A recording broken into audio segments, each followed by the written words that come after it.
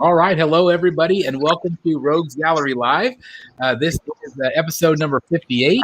We're going to be talking about the Snyder Cut tonight, and we're also going to be looking at well over 200 photos tonight because it's been a couple weeks since we've done a picture show because we had our auction show last time. So let's get this thing started. Rogues Gallery Live.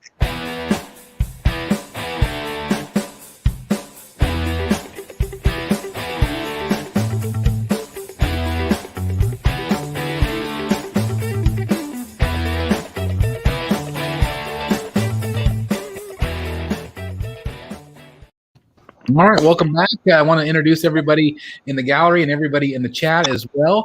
With us, as always, Mr. Eric B. is with us tonight. How are you doing, Eric? Good. Hey, guys. Hope everybody's doing good out there. Doing great. We also have from Secret Sanctuary, Mr. Jeff Delaney. Hey, everybody. Nice to be back. Hope you're doing good.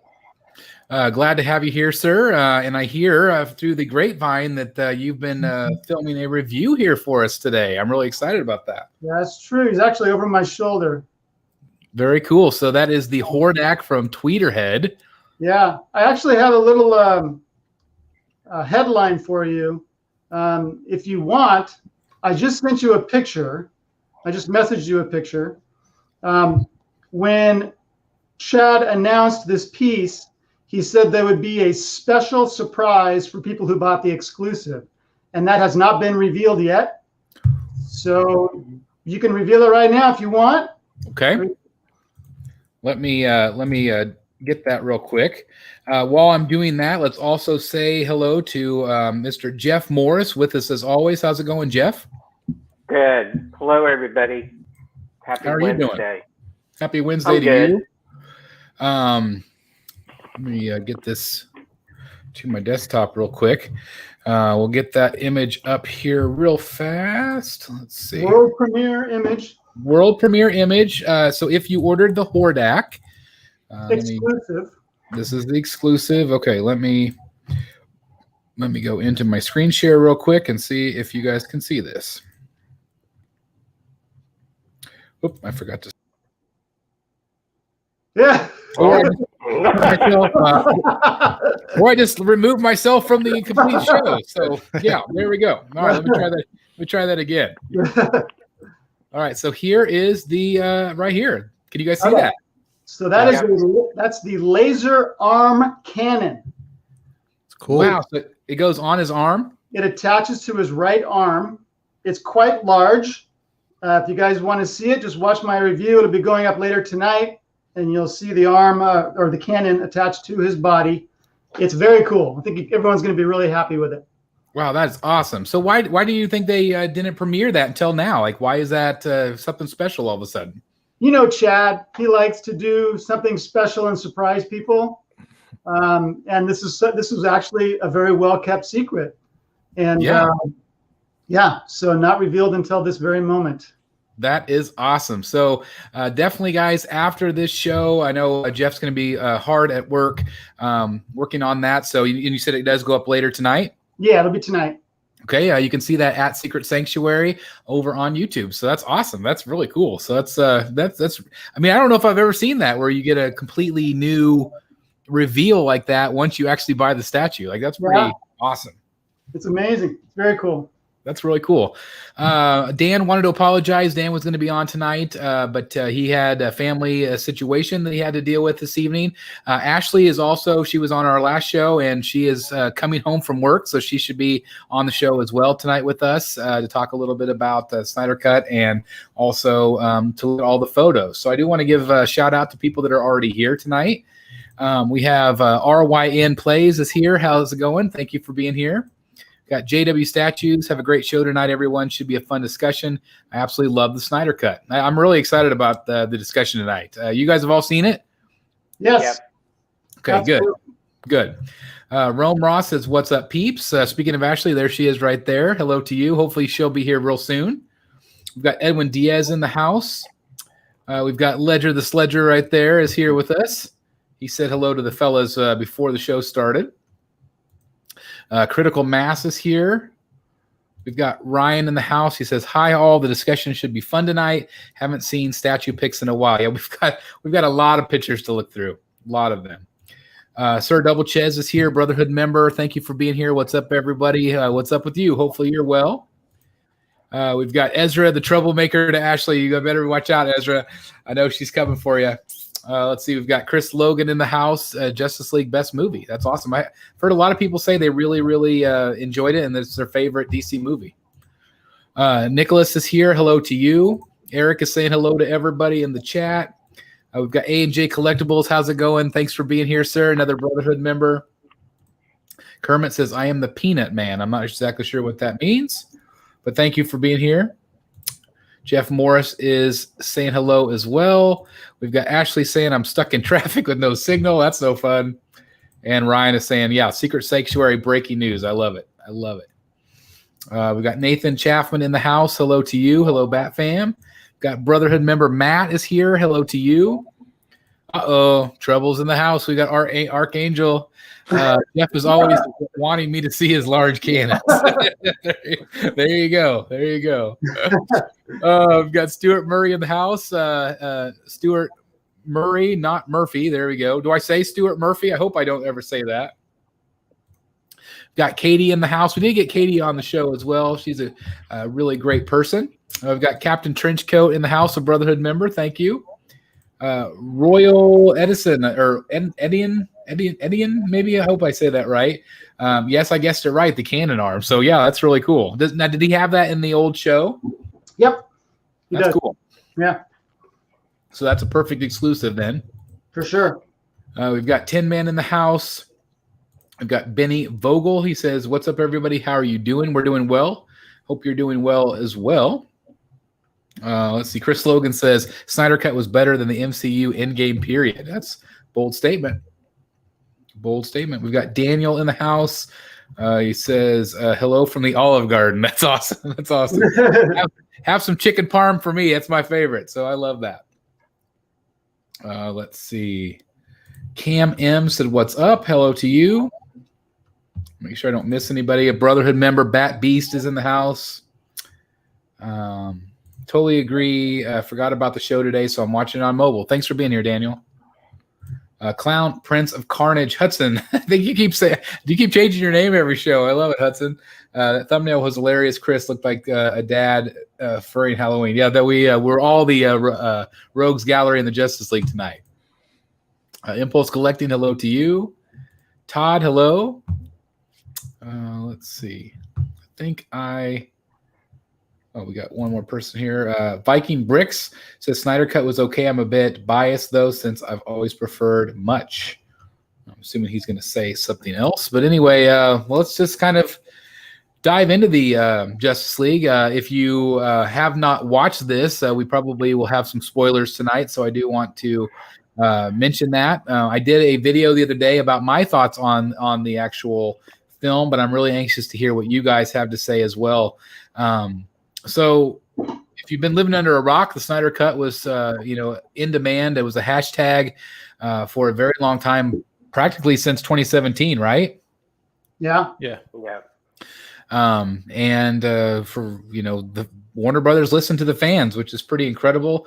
From what I've heard, the majority of the actual reshoots were the nightmare scene. Is that what you guys kind of heard too? Is kind of that was the only new footage, really? That's how I've read. Yeah, that's what I. Oh, God. Go ahead.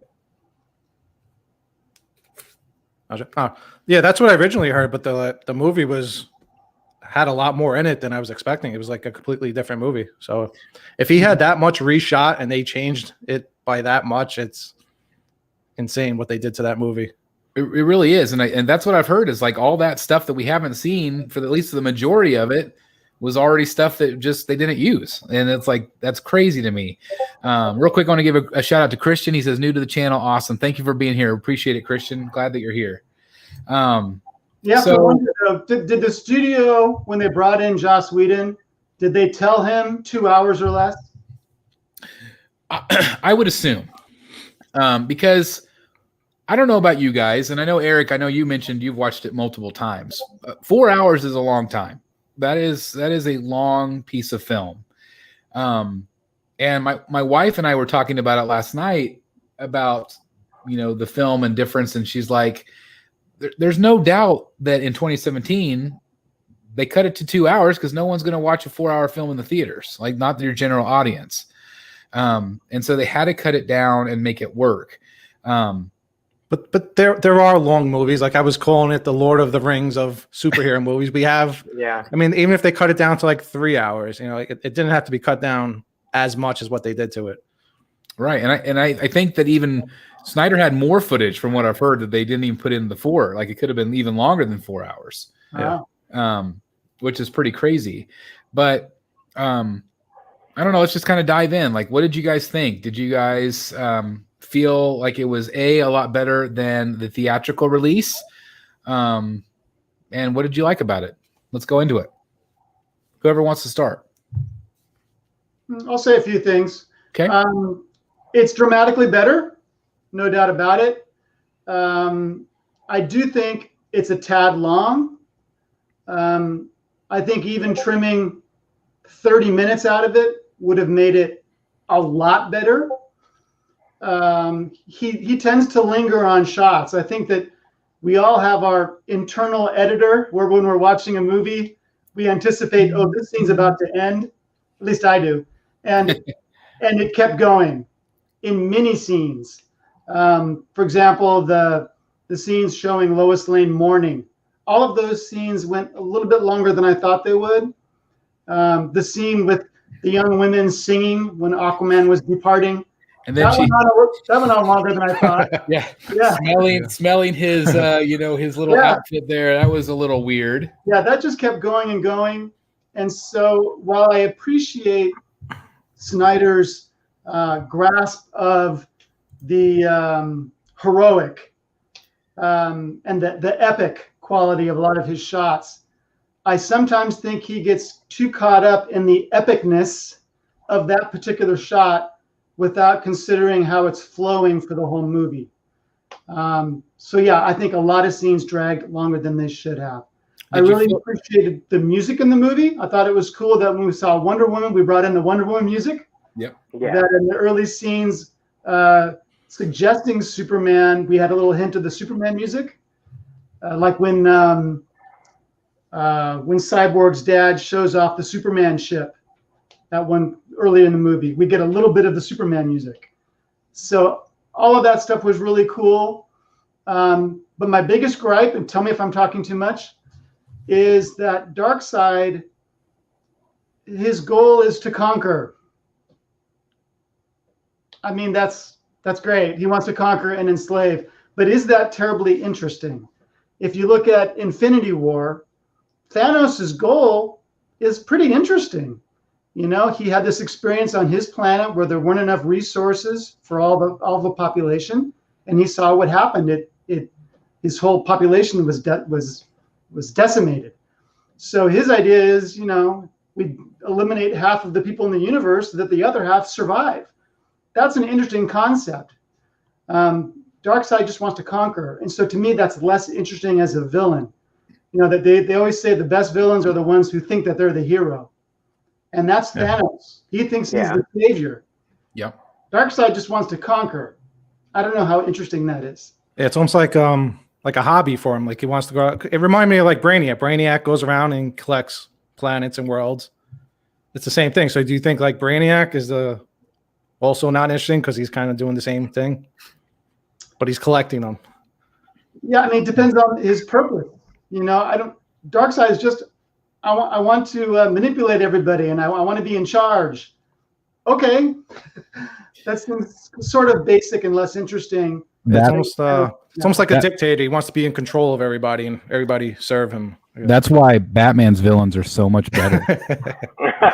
It's true. See, the Rogues Gallery. See, I think you're right on the money, and I will say there's a little bit of a caveat there because I feel like you have to keep in mind that we learned a lot about Thanos over time, whereas this is one film and there was supposed to be 2 more.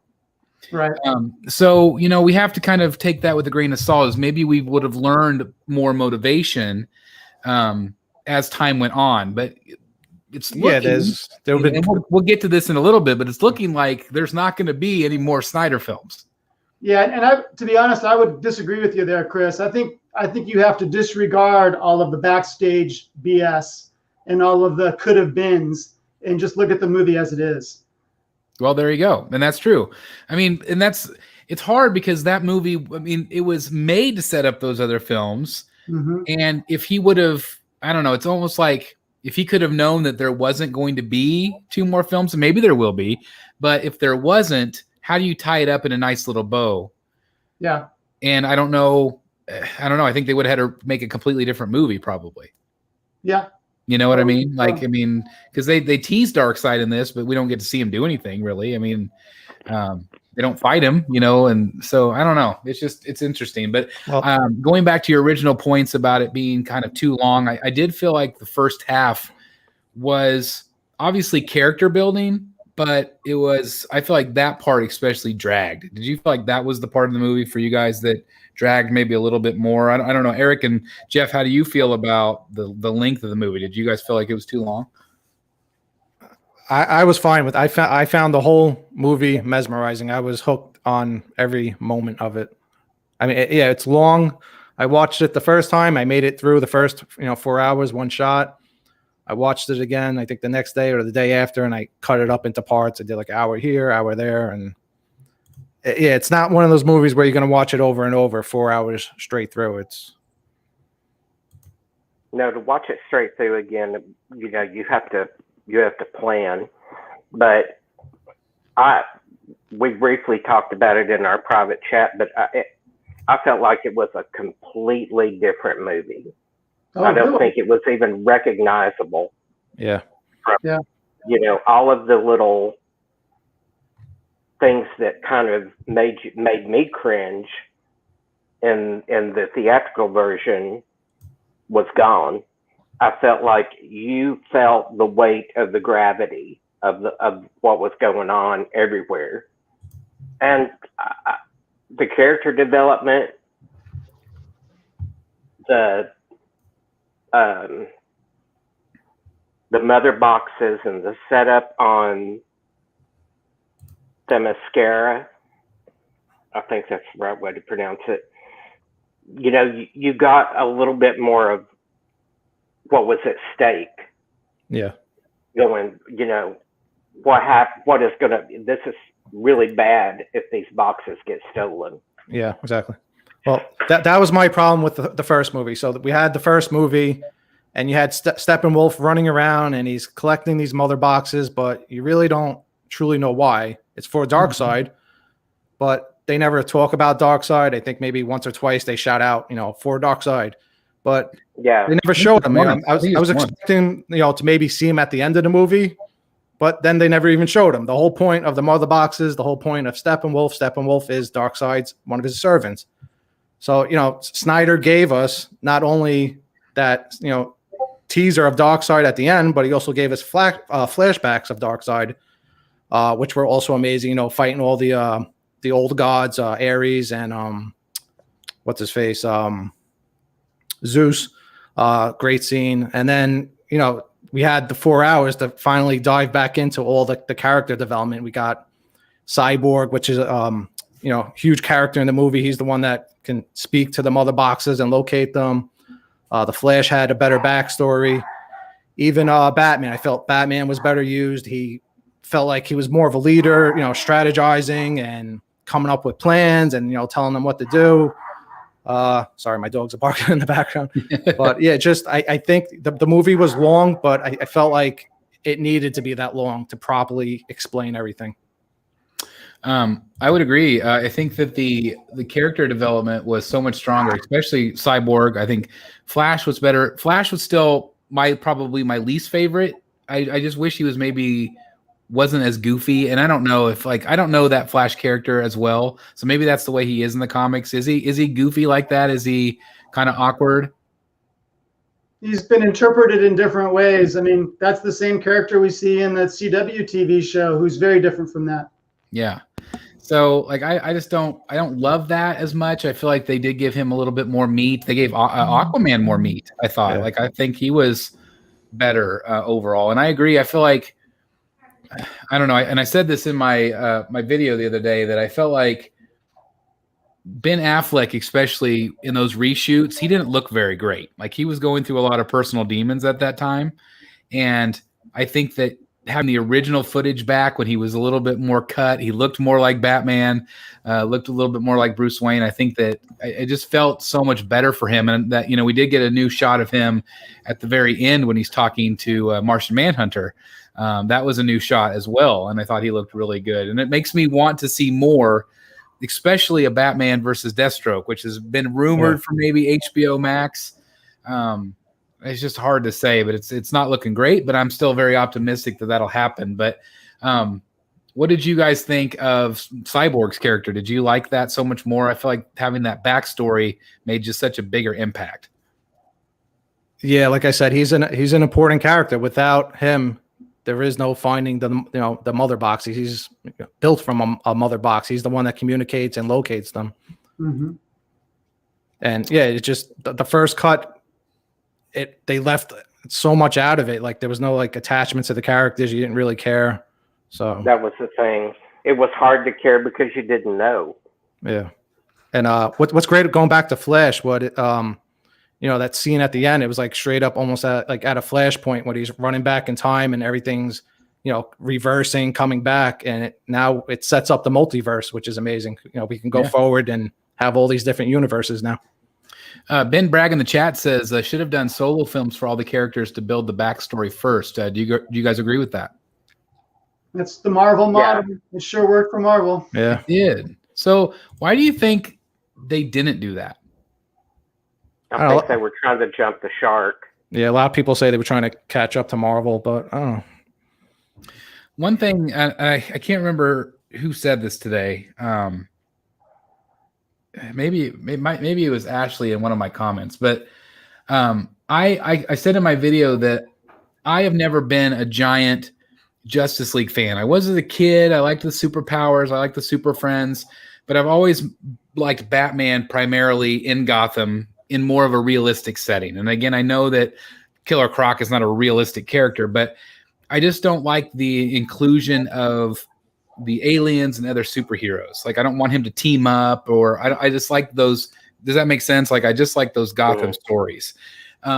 And so I think that's why I haven't connected to these films as much. But I think it was Ashley that said in the chat that it really, and I didn't think about this, but this trilogy is a Superman trilogy. It is, and I didn't even think of it that way, but it really is, and I think that's why I didn't connect to it as much, because I'm not as big of a Superman fan. But that's what it is. It's a Superman film. Yeah, he's more of a dark side's more of a Superman villain. So yeah, and I guess I just never thought of it that way. It's like that's why Batman didn't stand out to me, or I didn't think of it as a Superman trilogy. But that's a good point. That's exactly what it is, and I think that's why I didn't connect as much to it. But it's just, I feel like it is nice that there is some closure with it. I do feel like the whole thing was just a better film overall. Yes, I do feel like it was maybe a little bit long. I know, Eric, you thought it was kind of flew by, and I know it's kind of been hit and miss with fans. But I don't know. What were you guys' favorite parts of this? Yeah. As we welcome Ashley. Hi, Ashley. Hi, Ashley. Hey, Ashley. I'm so sorry I'm late. Traffic sucks. No problem. Welcome. I think we were just talking about you. I think. Oh Lord, I'm sorry. Weren't you the one in the chat that said that it was the Justice League was? I didn't think about it, but it was a Superman trilogy. I don't think I said that. It might have been somebody else, but it sounds like maybe somebody else. There you go. Sorry. Go ahead. That's okay. We were just trying to figure out, why maybe I didn't connect to it as much, because it's not just a Batman film. But now we're just talking about what our favorite parts of the film is. So you guys want to go around and say kind of like what you enjoyed the most of the film?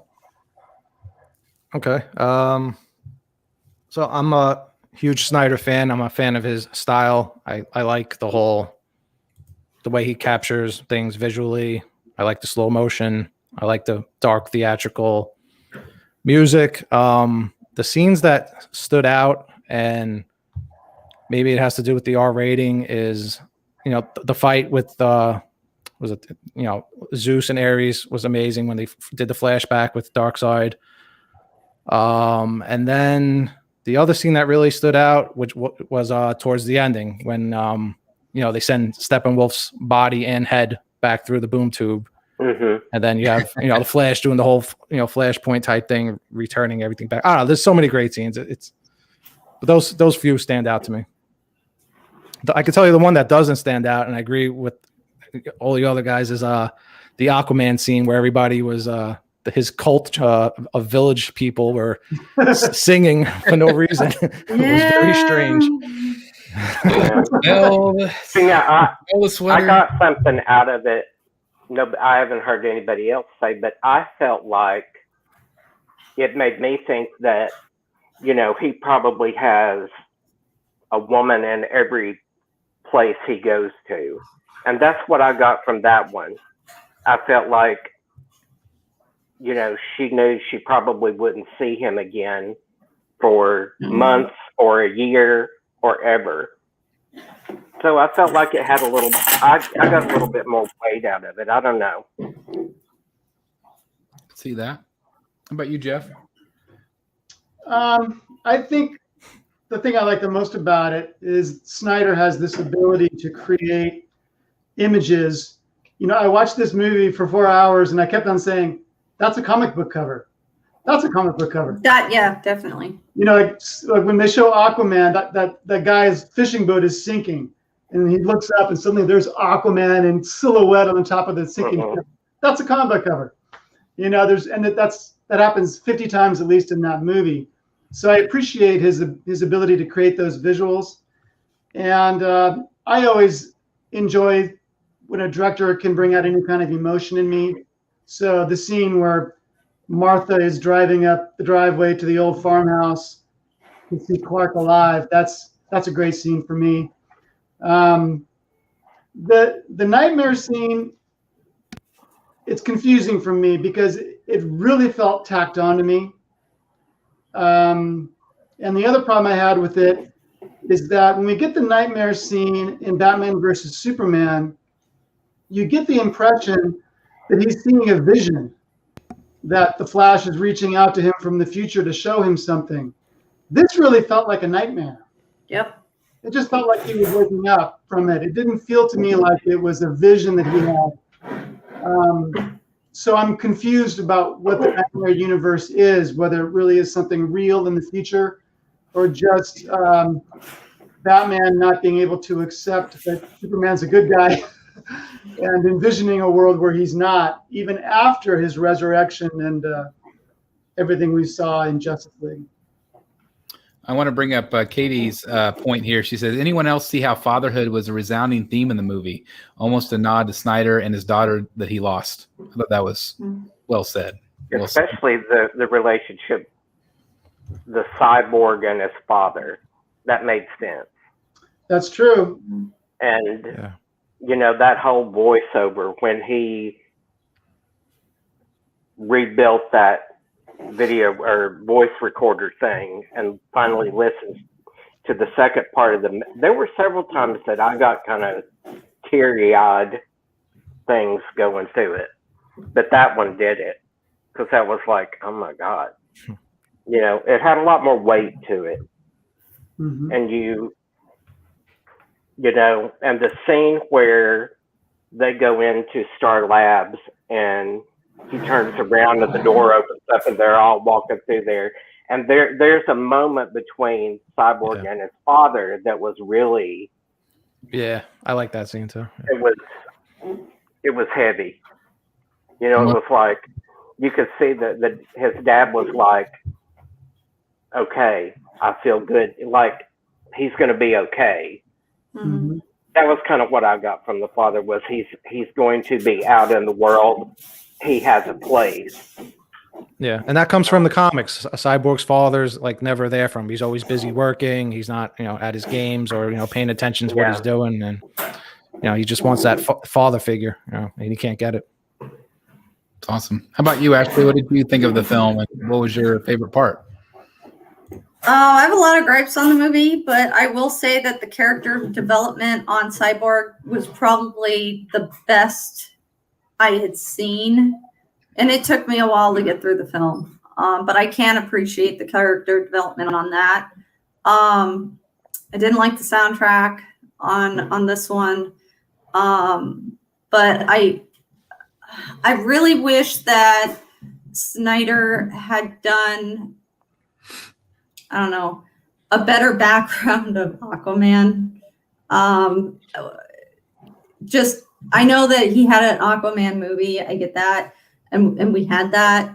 But, we had a great background for Cyborg. We already know the development from Batman. We get that. I was kind of looking forward to seeing something more of that from Aquaman's side. I was really disappointed there wasn't. It just seemed like Batman was there, and then all of a sudden, like, we're supposed to know what's going on. But I liked that they kept Wonder Woman's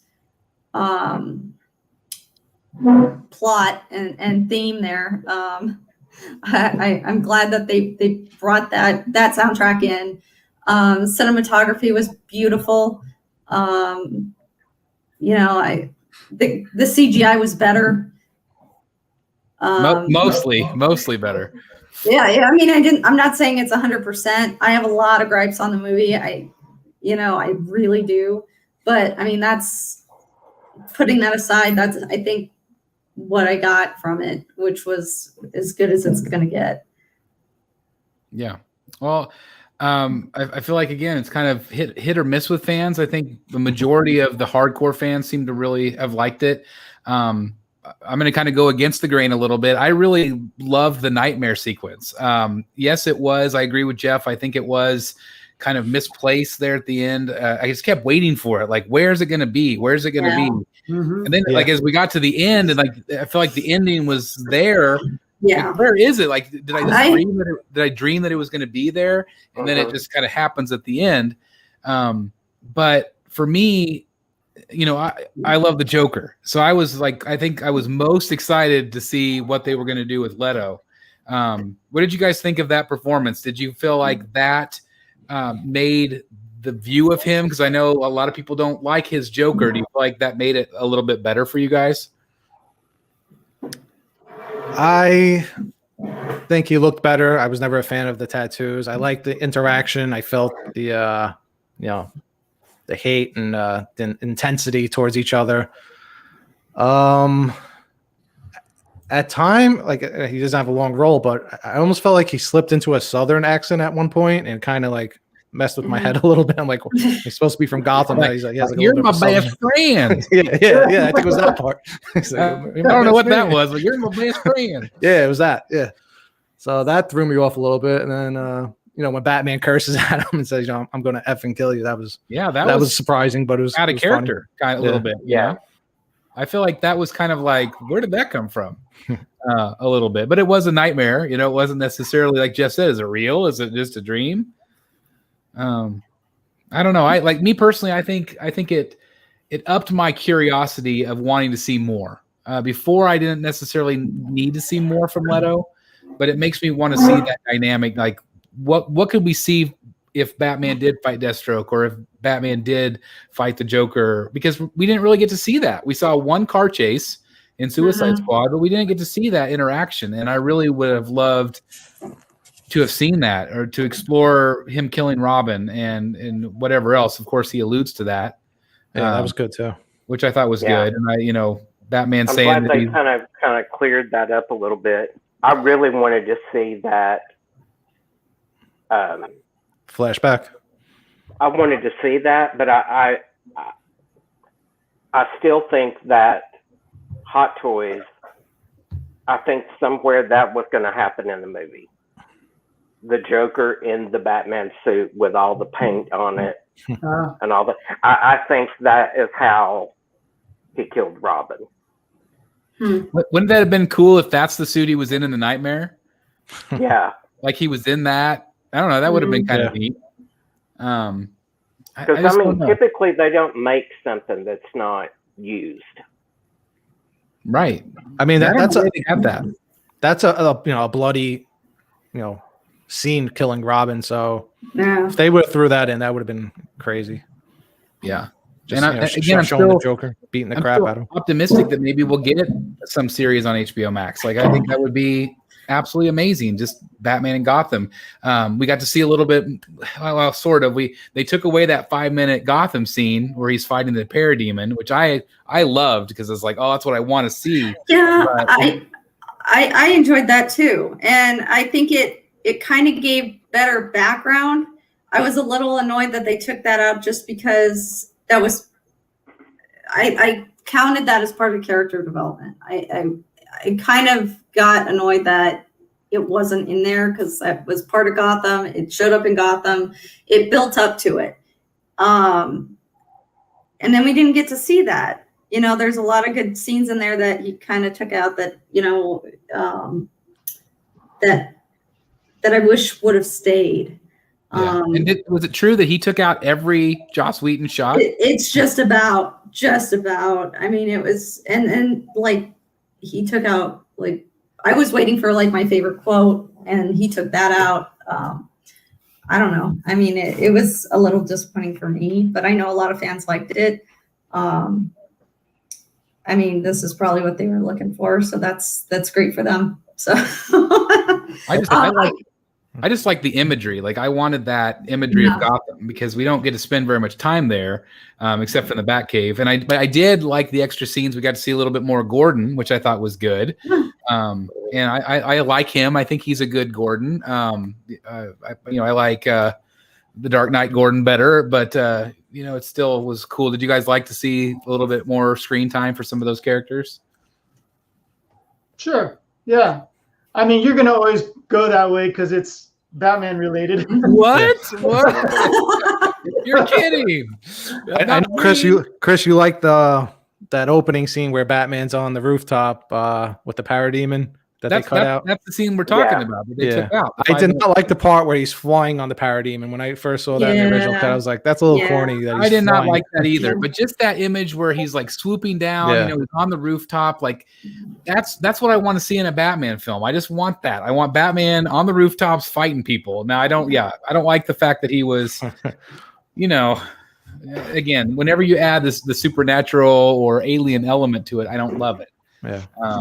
So that does bother me. The R rating that they added, I don't know if it was, I don't think it was in the original cut, but every time they killed a parademon, like it was like insects getting squashed. Like you see like guts getting, sprayed all over the place. Even like Wonder Woman, when she's, slicing people with the sword, there's like little blood, special effects coming off the sword. So that was pretty cool to see. I do apologize because in my review I said that I thought that it had the R rating because of the chopped off head, but it's not that. Apparently, it was all the F bombs. So that's what got the R rated. R rating on there. And then I liked when they carried the Atlanteans out of the water, and when they threw them, and they, anytime something like that happened, you saw the blood splatter. Yes, it was not so, sterilized. Yeah. It was, what's a great scene we didn't talk about? How about the flashback when Superman's holding a dead Lois skeleton, Wonder Woman's getting roasted, on a fire. That was crazy. That was crazy. Very violent. But I thought that was well done too. I was kind of confused. Like, is this really what the future holds, or I don't know. I think it was a possibility because I think, every time you mess with time, you're going to get a different result, no matter what. Mm-hmm. That's what I got out of it. And I feel like it was kind of possibly because you've changed this, now we're going to lose Wonder Woman. Yeah. Well, that's what the Joker said at the end. He was like, how many times are you going to try to fix, the planet or the universe, whatever, you keep messing it up. It's creating more timelines. Really, really quick, I wanted to go back here because I did not mention, but I want to give a shout out to Levi, who became a new Brotherhood member tonight. Thank you very much, Levi. I don't know what tier you are on, but thank you very much for being here. I really, really appreciate it. You are our 4th new member in 24 hours, so thank you very much for joining. That's just awesome. Thank you for supporting us that way. And Jeff and Ashley, you're members too. Thank you very much again for supporting the channel. It's so awesome of you guys. Let's see. Did you guys expect a Green Lantern? I know some people were kind of hoping for a cameo. We did get to see a version of Green Lantern in the flashback scenes. Two of them they showed. So there were 2 in that scene. There was I love how you got a little bit more of the ring and Darkseid almost getting it. That was great. But you know, I was thinking like, what would happen if he would have caught it? Were you I hoping? don't think it would have worked. Yeah, you have to be chosen by the ring. So Yeah, That's right. Were you guys hoping for oh man, I just went blank on him. Ryan Reynolds. Were you hoping for a Ryan Reynolds cameo? Yeah. Casting is good on that one, I think, but if they did a better job of it and not so CGI like, I mean, that would be good. Yeah. I think it would have been distracting. Me too. I want to know why Martian Manhunter didn't show up at the big fight. Yeah. I kind of feel like he was just pleased. There's a funny joke that goes that's going around like in a meme, like it's like Man of Steel, then Batman versus Superman, and then Justice League, and then finally at the end of Justice League, Martian Manhunter shows up and says, "Okay, now I'll help you." after everything else happened. Again, I'm a Batman guy, so you have to fill me in on Martian Manhunter. I remember him from the old TV shows and things like that, but like, what does he do? Like, does he have powers? How does he usually help the Justice League? Shifts, doesn't he? He's a shapeshifter. Well, he's obviously pretty powerful. He's pretty powerful from what I can remember from comics. Yeah. I mean, he was one of the original Justice Mm-hmm. Yeah. I also want to say he's like almost one of the most powerful. 50s or 60s. Wow, so he's been around a while. He's the only. Yeah, and the character was not. The character, by him being that general, had been around since Man of Steel. And I'm like, everything's at stake here in this big fight, and you were busy trying to pep up Lois Lane, and then showed up to talk to Bruce Wayne at the end of the movie. That's interesting. I kept thinking maybe there would be a couple of, he would show up, maybe a couple of lanterns, maybe not one from Earth, but I kept expecting maybe a Captain Marvel moment where somebody was going to come in from space. Yeah. Like the lanterns were going to show up. Real quick, I want Jeff Delaney to make your statement one more time. I'm sorry. Martian Manhunter is the last premium format we need to complete the original 7. Are you listening, Sideshow? I'm sure they are. Yeah. Maybe we'll see. Hopefully we'll do that. I do want to point out a lot of people are saying that the final scene was filmed with Jon Stewart, but Warner Brothers made Snyder remove him, and he subbed in Martian Manhunter, and I think that was confirmed by Snyder himself on Monday. So, that's pretty interesting that they would do that. I don't know why they would care unless they have plans for him somewhere else, maybe, and they felt like it would be confusing. I mean, I think that's the reason. Let's be real though. Warner Brothers is all about confusing. Yep. There is no freaking rhyme or reason to anything they do. Nope. They have this amazing catalog of characters that are second to none, and they're probably, in my opinion, more well known than Marvel characters ever were, to a certain extent. But yet, there's no rhyme or reason how they're doing all of this stuff. And they're saying all these universes are not going to be disjointed. We're going to have individual standalone films that don't really connect to anything. How is that not confusing to the consumer and the viewer? I mean, he's part of the Justice League of that 7. So I don't know, maybe they couldn't afford the special effects because he has some crazy things he can do. He does whatever he wants to. If you can have a Robert Pattinson Batman and you can have a Ben Affleck Batman at the same time, or 18 different flashes or what, it's like, why do they care? If it would have helped, again, tie that bow on this film, or maybe potentially set up for something in the future. I don't know. It irritates me. I'm like, why? I agree. Especially because you look at how the MCU did it so perfectly. Yep. Now, DC, I think But they're also a part of Disney, Chris. You gotta remember that they're part of Disney. They are a little bit. They've been around a long time, and they have their stuff together. They're well organized. They know what they're doing. Whereas I really wish Warner Brothers would just take a chapter from their book and go, hey, look, we need to be like that instead of rush it. one person in charge, one mind, or a team of people that is the law. Yep. Here's where we're starting. Here's where we're going. We're not varying off. We're not going to have 3 Batman. We're not going to have 3 Jokers. This is where we're going, and this is how we're going to do it if you want to succeed. Yep. And I think had they given him, if he needed the time off before finishing this movie, had they given him a couple months off and just told the fans, hey, I've lost my daughter. Mm-hmm. We're going to get this movie out to you as soon as I can. They would be in a very different place with the DC movie universe. If they had done that and then edited this down to maybe a 3-hour movie, that'd been set, it would have been a whole different ballgame, because I think the majority of fans would have been happy enough and they could have built on it like they wanted to. But they shit the bed. Yep. Yeah. And I think the actors overall are all really liked. And it's weird too that you say, okay, they say, well, we're not going to continue the Snyder Verse anymore, but we're still going to do more Wonder Woman with Gal Gadot. Yeah. We're still going to have a Flashpoint movie with Ezra Miller. We're still going to have another Aquaman movie. So, like, how is that not still the Snyder Verse? He was the one that casted these people. So that's confusing too. I still want to see, what is it, Deathstroke and Batman. I want to see that. I want to see that fight. And I liked, look, like I said, I have a lot of gripes about the movie, but I did enjoy how they were going to build it up. And it's going to be really disappointing if, and I'm realistic about it, I'm sure many fans are, that Ben Affleck is like, screw this, I'm done.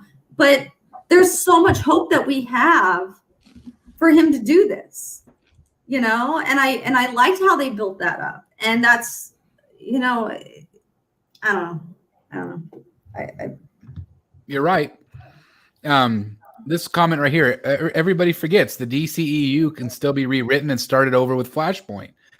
Do you think that's what they're going to do, or do you think that's what they're going to take all of their past and tie it up and then spew it up forward in something completely different? Do you think that's the whole point?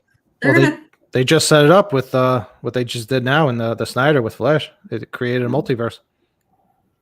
Because didn't they say they're going to have Ben Affleck in that movie, and they're going to have Michael Keaton, and they're going to have, Yeah, but Michael Keaton just came out. What is it? Michael Keaton came out and said he wasn't doing Batman. I hope you're wrong. I hope you're wrong. No, I saw that last week. You saw that too? Yeah. Okay. There's something up with Michael Keaton is putting the brakes on it. Yep. Oh, that's not making me very happy. What didn't they say he signed on for like 5 films? Yeah, but you don't know that. I mean, I went to Comic-Con with him, and he was at the Alamo Comic-Con 2 years ago. And he even said, I know, it's so weird. I know. And he did he's not the greatest guy in the world. But I did hear he was very sick that day. I've heard he was sick. I heard that he was rushing to go to an award show. He didn't smile. He didn't shake hands. He didn't personalize anything. We found out he was germophobic, all this other stuff. So it was like, okay, or claustrophobic. I apologize. Anyway, you know, he said that if the writing was right, he'd do it. But the writing hasn't been right in decades since he was there. So I don't think that he wants to do it unless maybe Tim Burton was involved, because he has a really good relationship with Tim Burton. If they brought him in, maybe. I mean, the last movie he did was with Tim Burton. It was Dumbo, and that was awful. And they kind of like hinted, because I don't know if you guys saw it or not. I mean, most of you have kids, so I would assume that you did. But there was scenes in there where it kind of took you back to Batman Returns, because Danny DeVito was in that.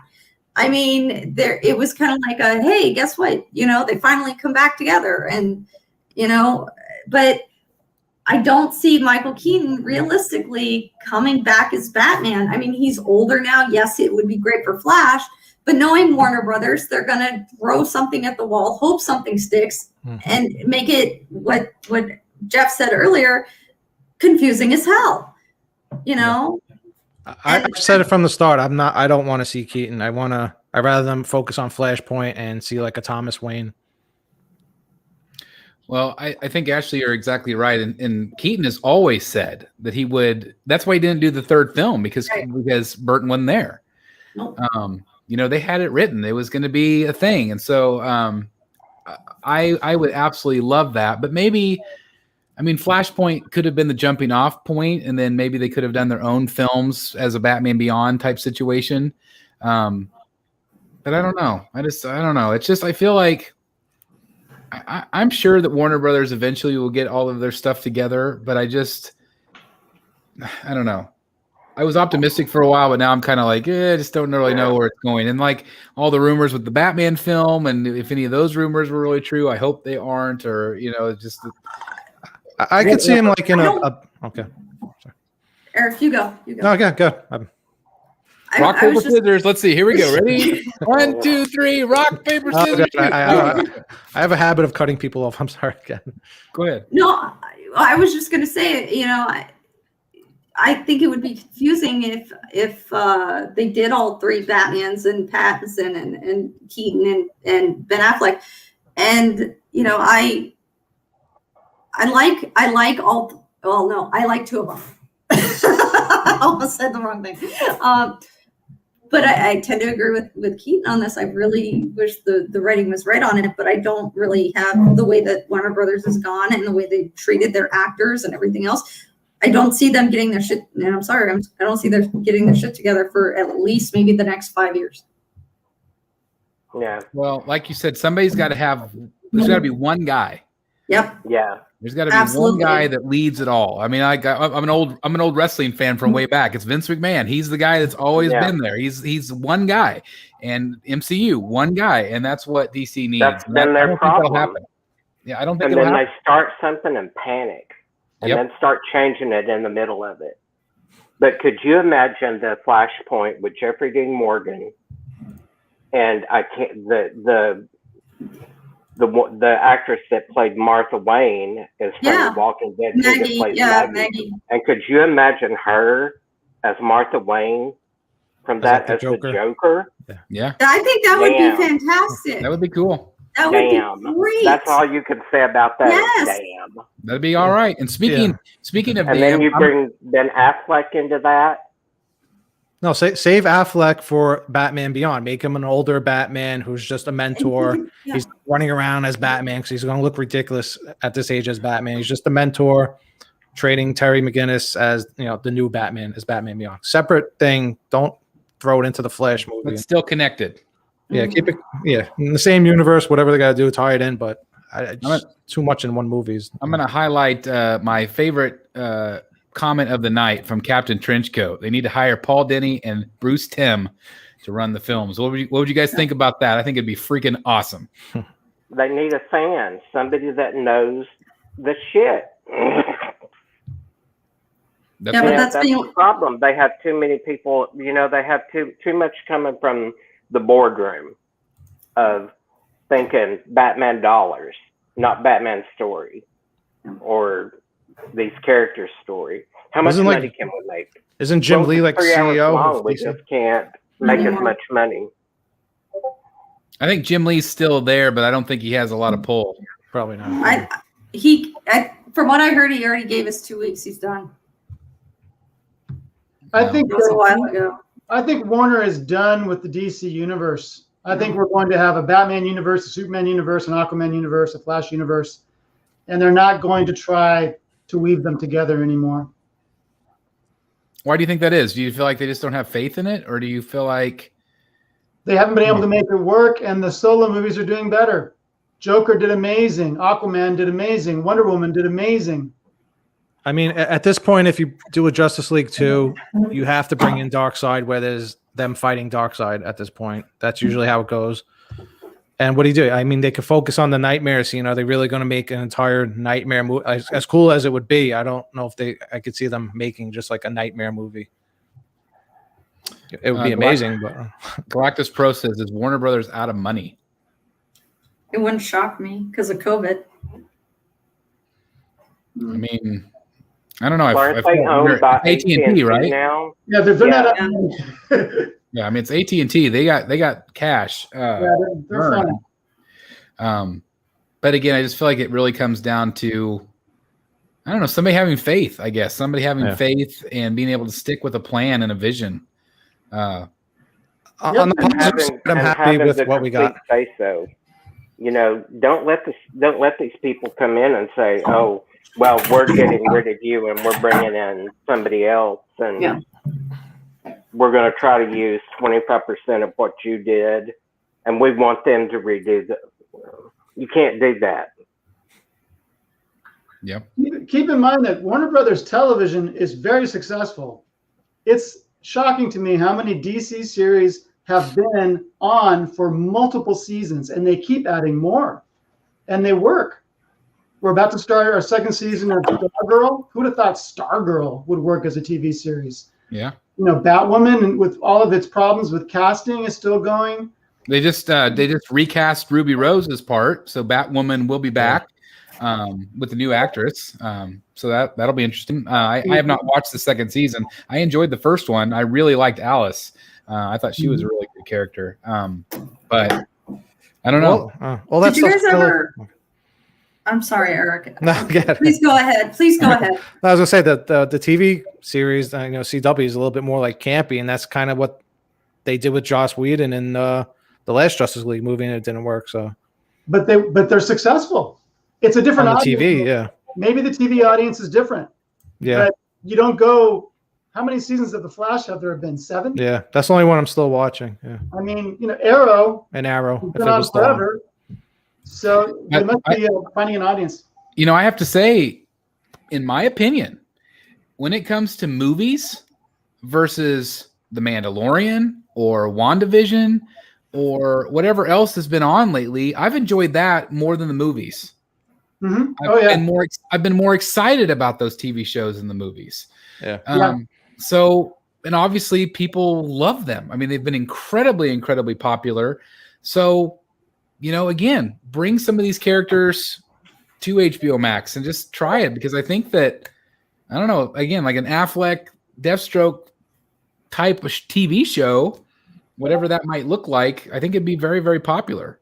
Mm-hmm. And it would be highly consumed, I think, just like the Warner Brothers shows are right now. I don't know.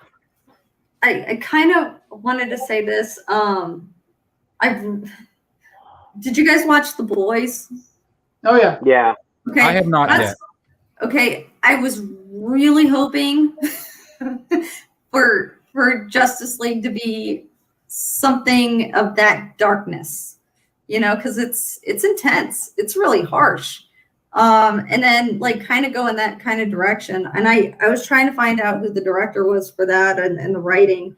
I found out who the writing is, but honestly, I think Warner Brothers needs to get on board with that and maybe they would get a head start on it and then just go in the right direction. I don't think they can go that direction with Superman and Batman and Wonder Woman. It's too much. The audience doesn't want those characters in those sorts of situations. No, I'm not. I mean, it's a lot is it too much for MCU? Is it too much for The Boys? I mean, if they can do it, DC can do it. No, MCU wouldn't do it either. It's too far. The language, the sex, the violence. There's no way they wouldn't. They need to protect those properties, and they wouldn't go that far with those properties. Not even on HBO. No. There's too much money involved. It's too risky, I think, because they have such a. I mean, God, how long's their history? I mean, 100-year history almost for some of these characters. I tend to agree. I mean, it would be neat to see some of these darker things, but I think that I think you're right. I think they'll protect them too much. Mm-hmm. I mean, just look how like, the fans won't accept it. Mm-hmm. I mean, like look at like how protective they were. Like somebody mentioned the Gotham TV series, and this is dumbing this down, but they wouldn't even let them use the Joker. Like they protected him so much that they wouldn't even let him call him the Joker on the show. Just like little things like that, the way they control and their image. Yeah. So I don't know. Yeah, don't get me wrong, Ashley. I love The Boys. I've read every single issue of the comic. I've seen every episode of the show. I think it's fantastic. But there's a reason they created new characters for that show. They would not possibly damage their iconic properties in that kind of show. Right there. DC has to sell birthday plates with Batman on them. Yeah. And that's exactly right. Toys is what makes all the money. And selling painted rocks that look like Batman, Hallmark was a big part of that. I have the and just to get off track for just a minute, I have Hallmark's marketing plan from 2002. And it's insane how many times DC and Warner Brothers told them no. I mean, the backing on it. I mean, you want somebody to take over DC. I vote Hallmark, because the amount of research that they had in this binder that I have is just insane.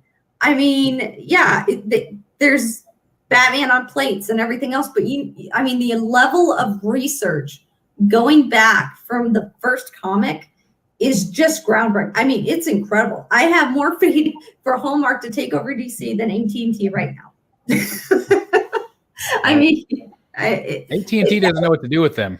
I mean, I feel like that's improving.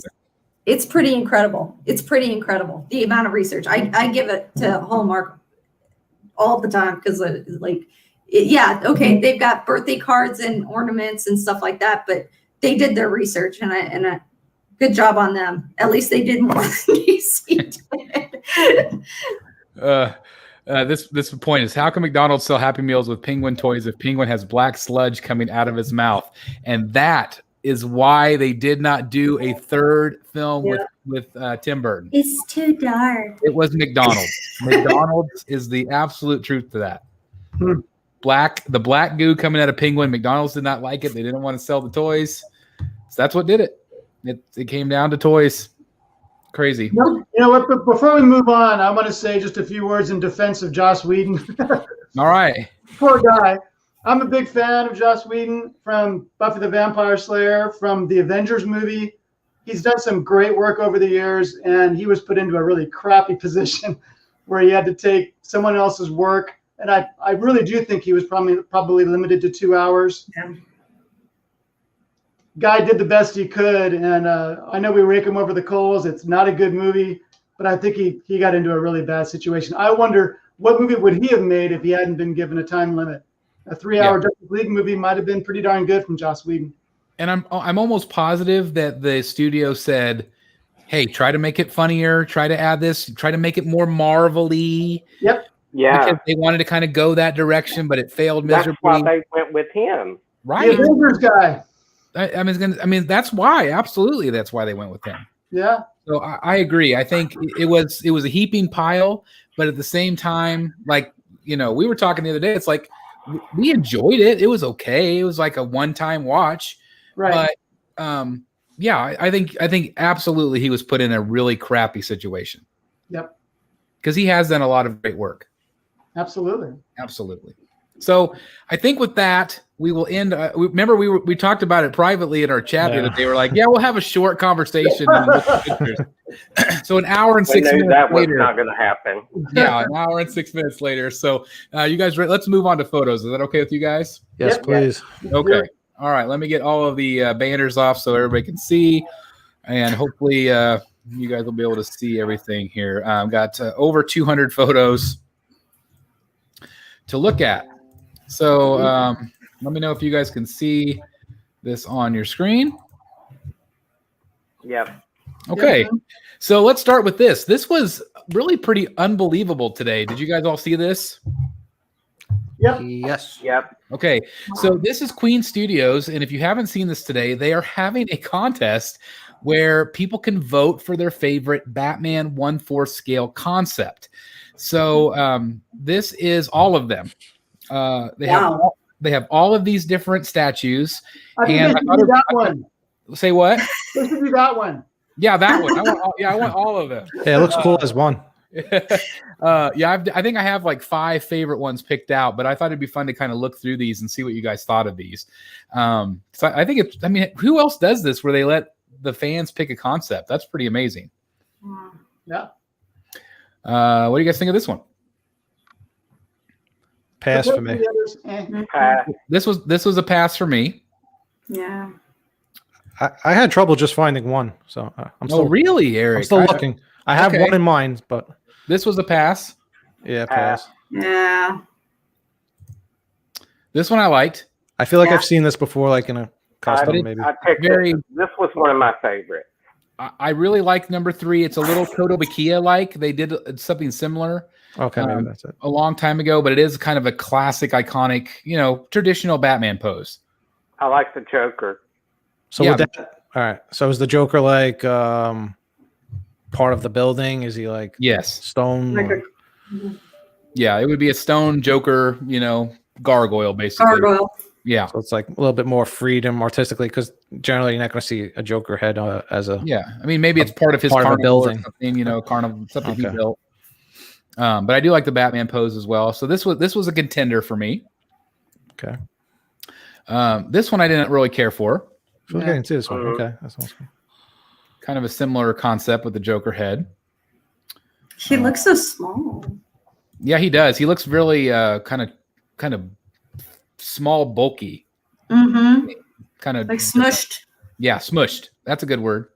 That's the technical term, smushed. I like it. This is very Jim Lee Hush. Yeah. So I do feel like this one's been done before. It looks very similar to the statue you just reviewed, Chris. Yeah, it does have kind of a similar feel. So that one's a little bit of a pass for me. I like this one Yeah. quite a bit. Obviously, the cape would hold him up, which is pretty neat. But again, it's a super long cape. So what do you guys think of this one? I don't mind it. I like the bats and the bat signal. Yeah, I like the bat signal. The do bats too. are definitely going to be fragile. Yeah. They would The probably cape, be too. plastic. What do you think about this one, Delaney? I'm wondering if that right foot keys into the bat signal. That's could. what I was thinking, that the cape and foot would balance it. Yeah. Mhm. Yeah, Um, I like it, but to be honest, I'll just say kind of overall, looking at all 15 of these, none of them seemed groundbreaking to me. Yeah. They all seem to use features that we've seen in other Batman statues. well said. This one was a no for me. No. That was a fast no. Yeah, kind of like a Charles Atlas weird. Is that? I just don't. It's a penguin on the bottom, or is that Joker on the It would bottom? work Joker. for I think it's Joker. Kind of looks like he's looking up his. Yeah, skirt what or are you something. Yeah, he's looking looking at? at Batman's Yeah. shirt. That's why I'm like, what the heck am Yeah. I looking at right now? It's a little the weird. bat tank. The bat bulge. Bat bulge. Bulge. Yep.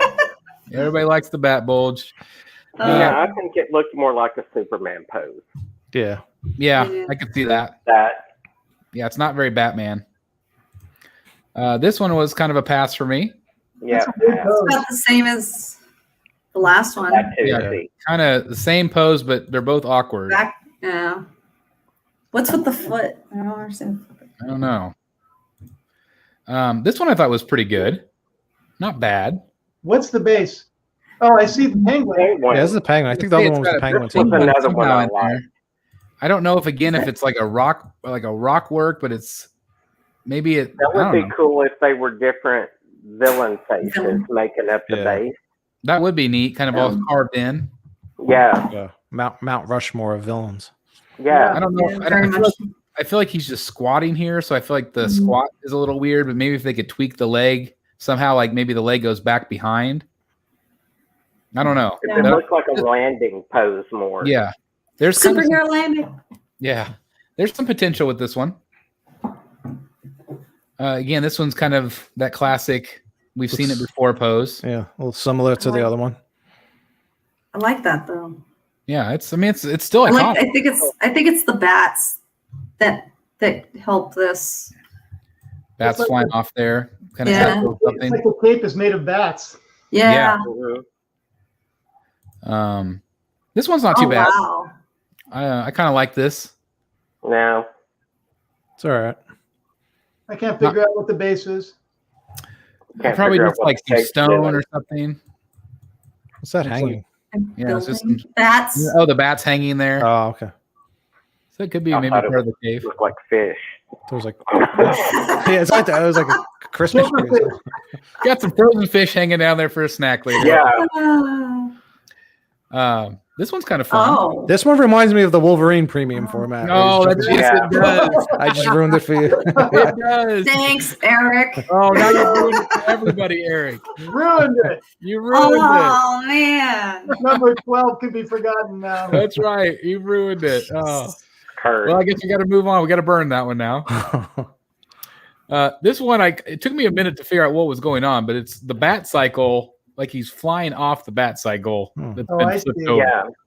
Is that what it is? I thought So, it was a yeah. tombstone at first. Yeah, this is like here's the handlebar, so it's like it's flipped. It's being flipped over, like he's diving off of it. Yeah.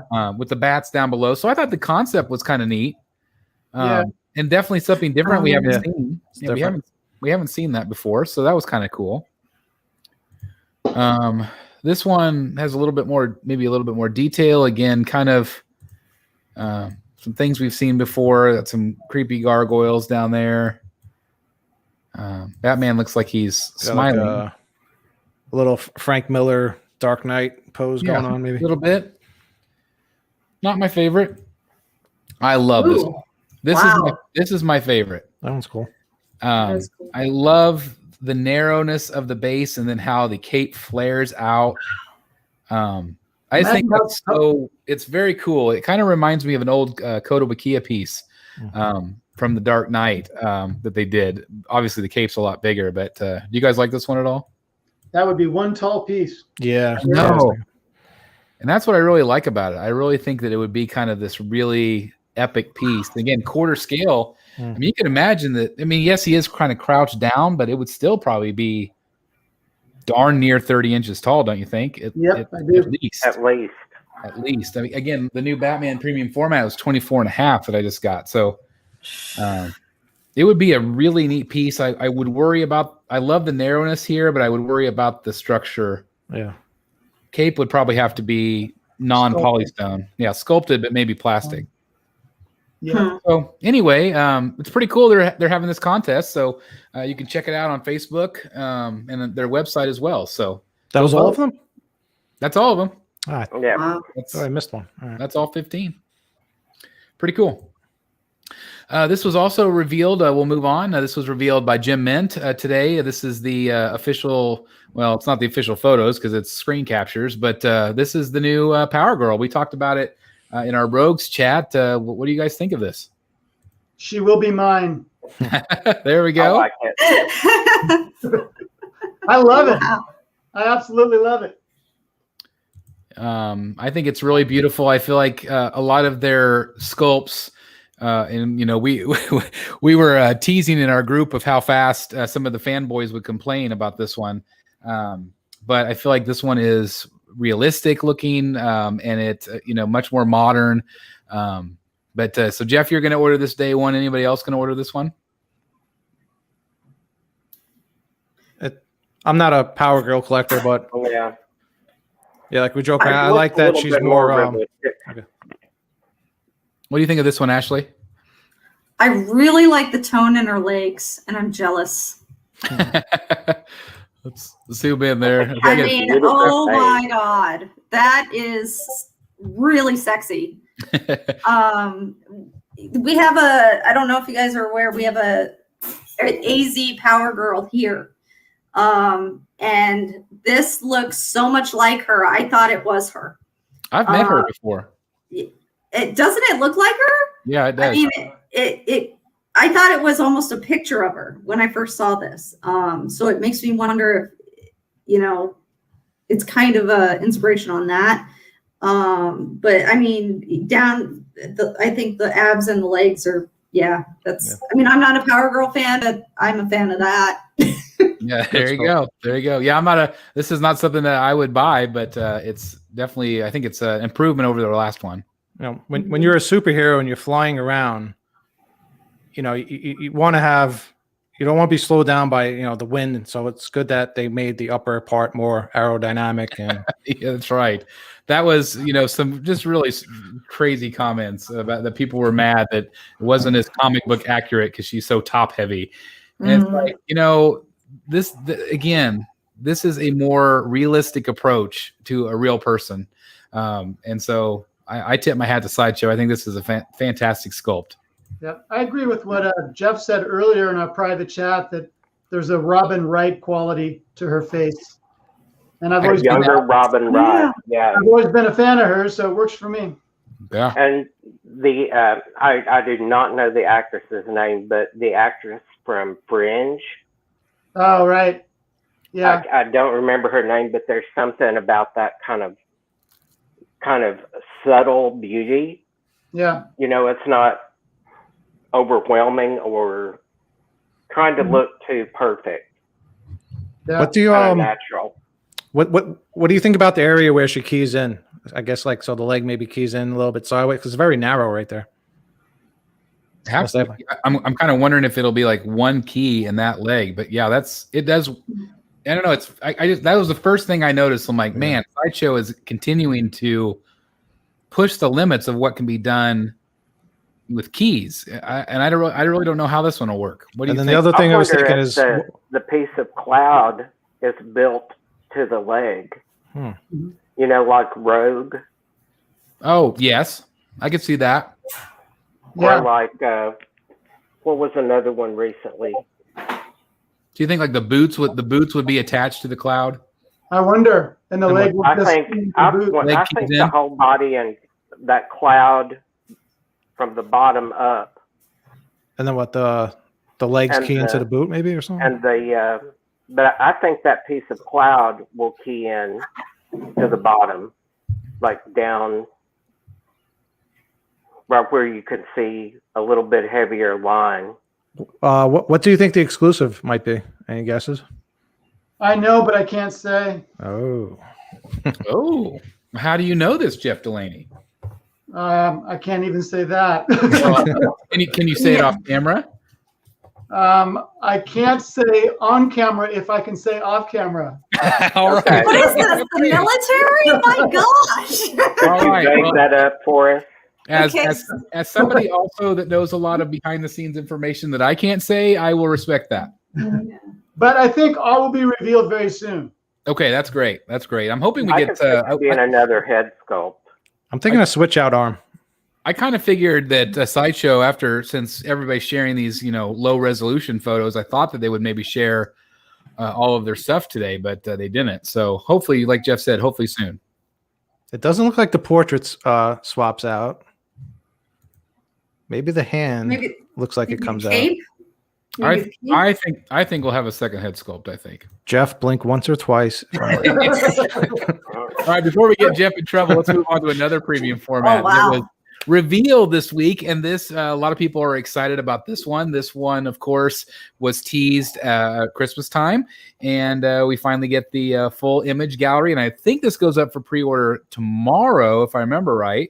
But this, of course, is WandaVision, Wanda herself. So what do we got? What do you guys think about this one? I think the big question is whether or not the Ultron elements add to the piece or make it more complex than it needs to be. So let's look at that. So you have the Ultron elements in the bottom, and then she's also holding Ultron's head at the top. Right. So do you feel like that looks a little bit too, I don't know, fake-ish, or what do you think? I think that I kind of like it, especially from that side view. That looked really cool. Right here? Yeah. But I kind of the Captain America and Black Widow had Ultron pieces. But I kind of hope that there are switch out hands that do not include the Ultron head as an option. So maybe this would be the exclusive, maybe. No, there is no exclusive, right? There is no exclusive, yeah. Oh, really? That makes me think that there won't be, Jeff. You could be right. Because I think they would have showed it. But man, this thing's 29 inches tall. Wow. That's going to play hell with displaying it for some people who like to have theirs behind glass. So I'm not a Scarlet Witch enthusiast. Does she normally wear like skin-like spandex that looks like her skin in the comics? Yeah. This is like the original. The classic has like a bodysuit. Yeah, the light pink is like a bodysuit. That's correct. Look, like a lot of people at first thought this was skin, and then they looked at it closely, and like it looks so like velvety to me. Like I don't know how they were able to achieve it with the sculpt, but look, it has that shiny. I mean, don't you think that looks amazing? Yeah, I think it looks great. It is nice. Yeah, she's shown both ways in the comic. Sometimes she has that pink spandex on top as well, and sometimes it's bare skin on top. So they could have gone either way, but maybe because of the pose, because she's really showing off her armpits, maybe they thought better to go with the spandex both on top and bottom. For someone like me that didn't know that at first glance, and we were joking around, Jeff and I, it kind of looked like she had like saggy skin a little bit. I was like, oh, it's a spandex suit. Yeah. Do you think? Do we know who sculpted this one? I don't. Wait. I think we knew when we. I think we knew in December because the sculptor had announced it. I kind of want to say Mark Newman, but I'm not sure if I'm right about that. Yeah, I mean, he's done so many of the female characters. It's not. I don't think it's Harbottle. It is not. Jean Grey. Jean Grey. You mean the green one? Oh, you mean the more recent one? The golden blue one. I think that was Newman. There's similarities, I think, especially in the hair. Sorry. You're all right. It looks good though. I like the sculpt. Looks good. I do this. I don't know if it feels like there might be a seam right there that might look a little awkward. That was the only thing that I could pick apart. Oh yeah, you're right. That's interesting. So that's again, I'll kind of blow that up a little bit. That just seemed like a bigger line there. Yeah. It could be a shadow. It could be just the way it was, the angle or whatever. But anyway, I thought this was pretty awesome. Obviously, it's got a fabric cape, which not everybody likes, but it is cool. You could pose it however you want. 29 inches high, like Jeff said. Big piece. Yeah. Big piece. Yeah, Jeff, Mark Newman did the Jean Grey.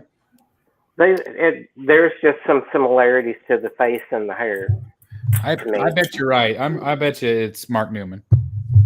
But I'm sure they'll let us know whenever it goes up for pre-order. Again, I think it goes up for pre-order tomorrow. So that's correct. Anybody picking this one up, or is this one off your radar? You know what? I like it a lot, but I can't really go deep on an Avengers line. I just don't have the space. Yeah, I hear that. So speaking of space, dun, da, da, da. So this is the 1-to-1 scale.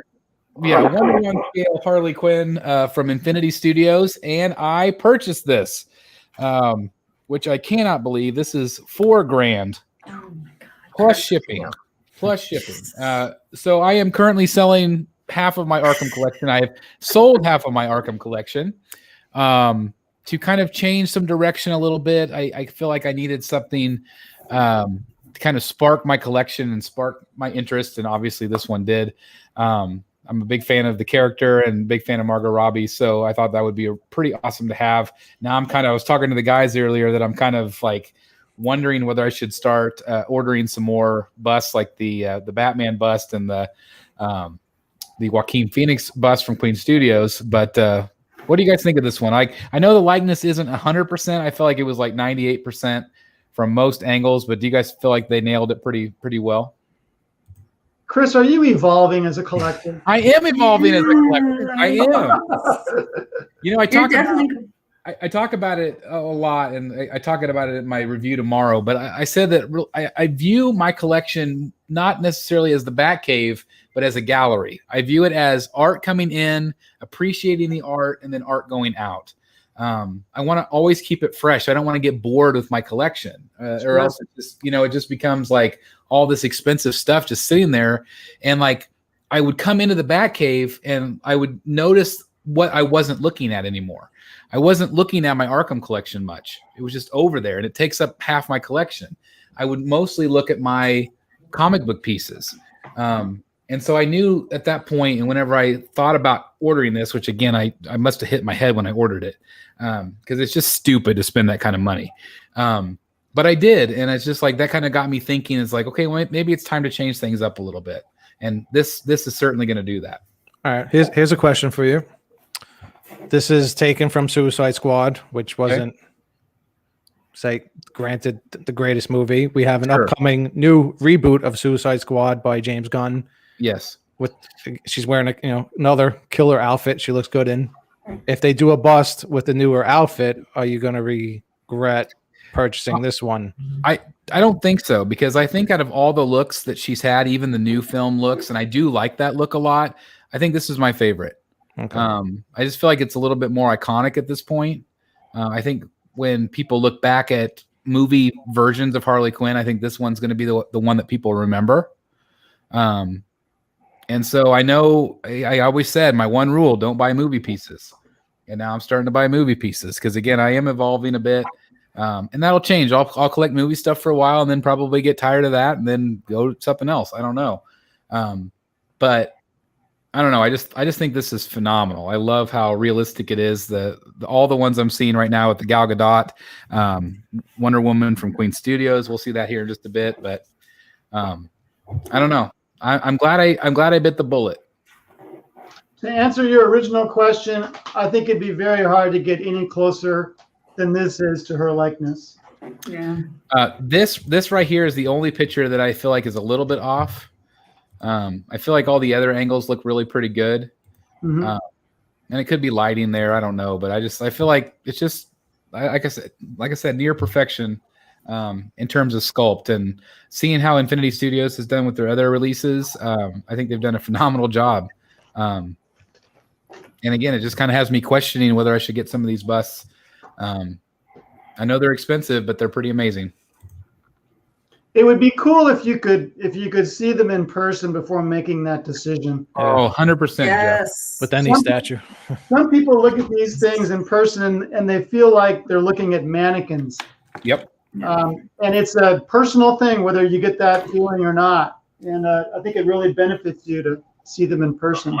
That's the one thing I miss about going to Comic-Cons. You go to Comic-Con and at least, see some of these pieces before you decide to purchase them. And then Yep. That's how I felt on Batgirl. I saw pictures of Batgirl, the premium format, and I thought it was cool. And then went to a little comic shop here in Phoenix and saw it and just was stunned by it. Just absolutely incredible. Pictures didn't do it justice. Yeah. And just absolutely incredible. So, that's what sent me over the edge with my Poison Ivy Harley Quinn behind me. The Jeff, he always recommended it, and I valued his opinion, but then I saw it in person at a comic book shop in Kansas City. I'm like, I love it. I just love it. So you're exactly right. It would be awesome to be able to see that. So anyway, stay tuned. That's coming to the Batcave. Crazy. I still can't believe it. So this was another reveal. Of course, I know Jeff and I have seen the development of this guy for a while now. But this, of course, is Black Adam. And what do you guys think about this one? And Jeff, is this one you're thinking about picking up? I'm thinking about it. I did not order Shazam, who I will always call Captain Marvel. Sure. But someone on one of the forums suggested that this could be a really good companion piece with the Superman 2.0 from Tweeterhead. And I think that's true. I think they look pretty spectacular faced off against each other. I do too. I think, especially with his height. He's a half an inch taller than Superman. Really. Wow. I love the gold behind him, the colors. Can you guys tell the up level of detail in Tweeterhead in this piece? Yeah. Yeah. It's significant. It's significant. That's a great word, Jeff. Significant. Especially the paint. Paint looks good. We continue to talk about Tweeterhead is a company on the rise. They are really producing some amazing things, and you guys have not seen anything yet. So there was just an announcement from the Black Adam movie. Some of the rest of the cast was just announced, and they'll start production in 3 weeks. Yeah, they just announced Dr. Fate. Yeah. Yeah. Tonight. They have Hawkman, Atom Smasher, Cyclone, and Dr. Fate. Wow. That's awesome. It's gonna be quite a movie. Is it true? And I'm looking at the comments that Dwayne Johnson is Black Adam. Yeah. Mm-hmm. That's correct. Yeah, he's also a producer of the movie. Yep. Oh wow. Yeah, it should be a pretty make it awesome film. That yeah. Also Shazam. Everything he touches is pretty gold, so that's awesome. So a couple different swap outs there with his hands. That's an exclusive. And again, I would say you can only order that on the Tweeterhead website, but that's hard to say. I don't know if that's true or not. The Sideshow offered the exclusive for the last piece. I wanted to bring this up. This is the original photo that we saw of the Superman premium format, Superman the movie. A lot of people were really excited about this one. And then Sideshow has updated theirs to their coming soon page. So this was the original image, and this is the new image. Oh.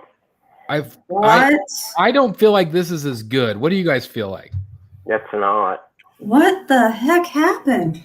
Who killed this puppy? It's like kidding. It's kind of like they deflated his head a little bit. He just looks so depressed. Yeah.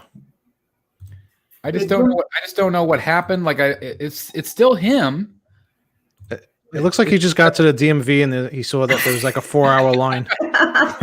Yeah. It just doesn't look the same to me. So I was just curious if you guys had seen that. This says prototype pending licensure approval. So obviously it didn't get approved. Well, it looks like his face is longer to me. And yeah, somebody either killed his dog or, told him he sucks. One of the two. But so anyway, I'm curious to see what ends up happening with this, but I did feel like there was definitely a change. Hey, Chris, you got a new member that just joined in the chat. Oh, who is it? I can't see it. Ryan Henson. Hey, Ryan Henson, thank you very much for becoming a new member. That's so awesome. Thank you very, very much. That's just awesome. Thank you so very much for supporting us. Thank you. It's so awesome. That's what is that? 5 new members in 24 hours. That's so cool. Thank you very much. So anyway, getting back to this, like again, it'll be interesting to see what they do with this, or if people still are as excited about it. No. It makes me less excited. Yeah. And what's going on with this? Because now I don't want it. Little deflated. What's going on with his arm? His arm's throwing me off now too. I don't know if it's the body and stuff looks weird. Yeah, like the whole arm. Yeah, it doesn't look right. He had it here too, and this image was an exact copy of a photo of a promo photo. Yeah. So I mean, it was identical. So maybe that's why it's a little odd, but I think that's what you're talking about. Those bumps right there. It just it doesn't look like it fits. You never saw his rib cage. I don't know. It could be the angle. We got an image from Queen Studios. This is the Vision life-size bust, and I think this is freaking incredible. Yeah. Yeah, I'm waiting on the price for this one. I'm real curious because there's a good chance that this is not going to have any silicone. It could be all polystone, and if so, it could be affordable. I think I'm just going to predict that this is going to be more in that Black Panther range. I hope you're right. It depends on if there's like a light up or anything like that. I don't know if there will be. That obviously will increase the price. And I agree. I think this definitely could be polystone. just like their large Thanos bust. So Yeah, I'm tempted. I don't have any full-size busts, but that first picture you showed is actually my wallpaper on my phone right now. I like it so much. well, that tells you something, Jeff. Yeah.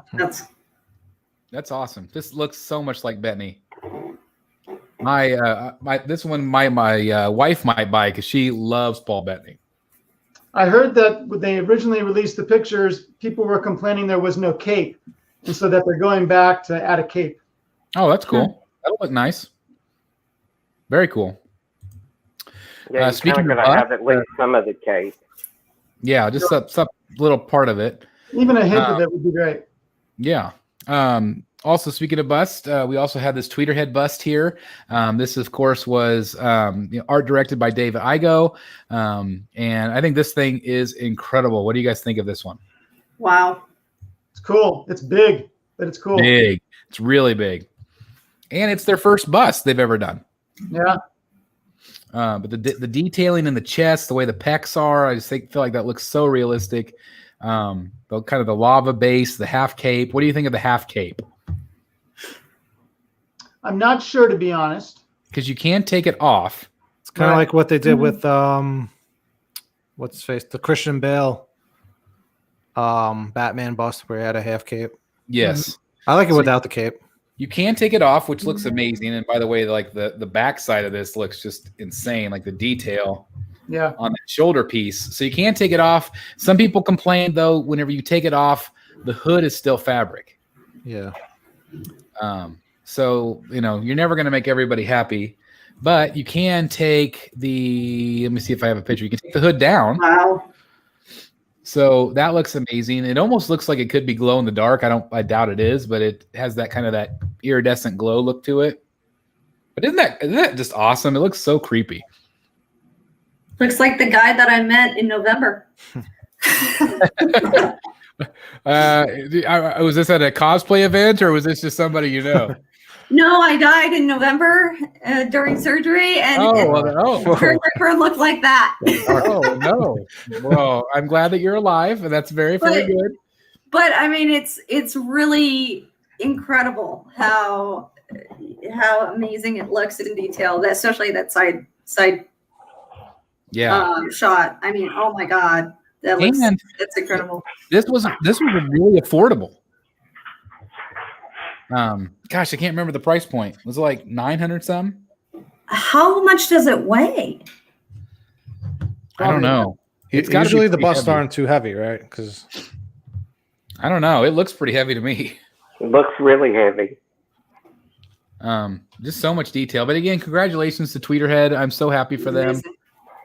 They have a lot of He-Man things that are going to be coming out, and this is just the first of many. So I'm really happy for.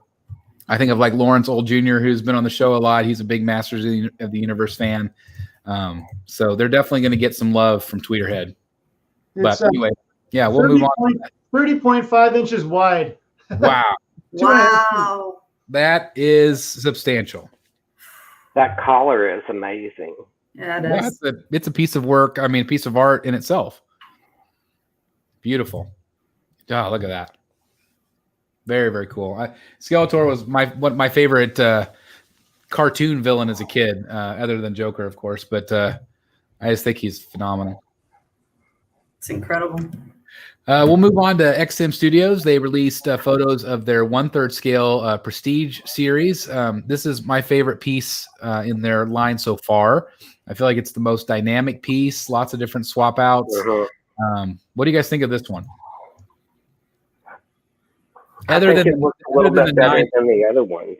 Other than the 9 abs, people have pointed out there's like 9 abs here. 1, 2, 3, 4, 5, 6, 7, 8, or 8 abs. So I don't know. It's an 8-pack. Yeah, 8-pack. Guy's really working out. But is this something anybody would pick up? Was this 6 scale? No, it's 1/3. 1/3. Oh, it was 1/3. Wow. Big piece. I mean, imagine that 1/3 and those things on the side. Wow. No, that's crazy. But I'm sure it'll sell out. Yeah. It's going to take up some real estate. Yeah. Sure. I kind of feel like the base takes away from the actual individual. I feel like it's just too much. I see the base more than I see Magneto. Yeah, I think wonder- if those shards were shorter. Yeah, I could see that. I wonder if the shards could be taken off. They can. Yes. So, okay. So if you didn't like that, maybe it would be more subtle with just the metallic base. I like this thing. That's cool.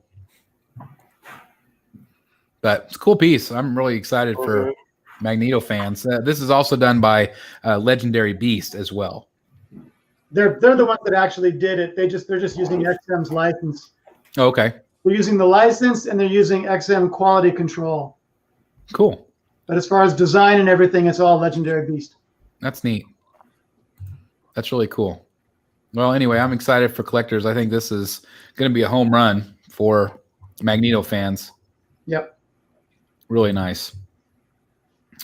Different portraits. I think it came with three or four different portraits. That one, as you see, is an early bird bonus. You have to order the thing pretty quick to get that. It's going to disappear.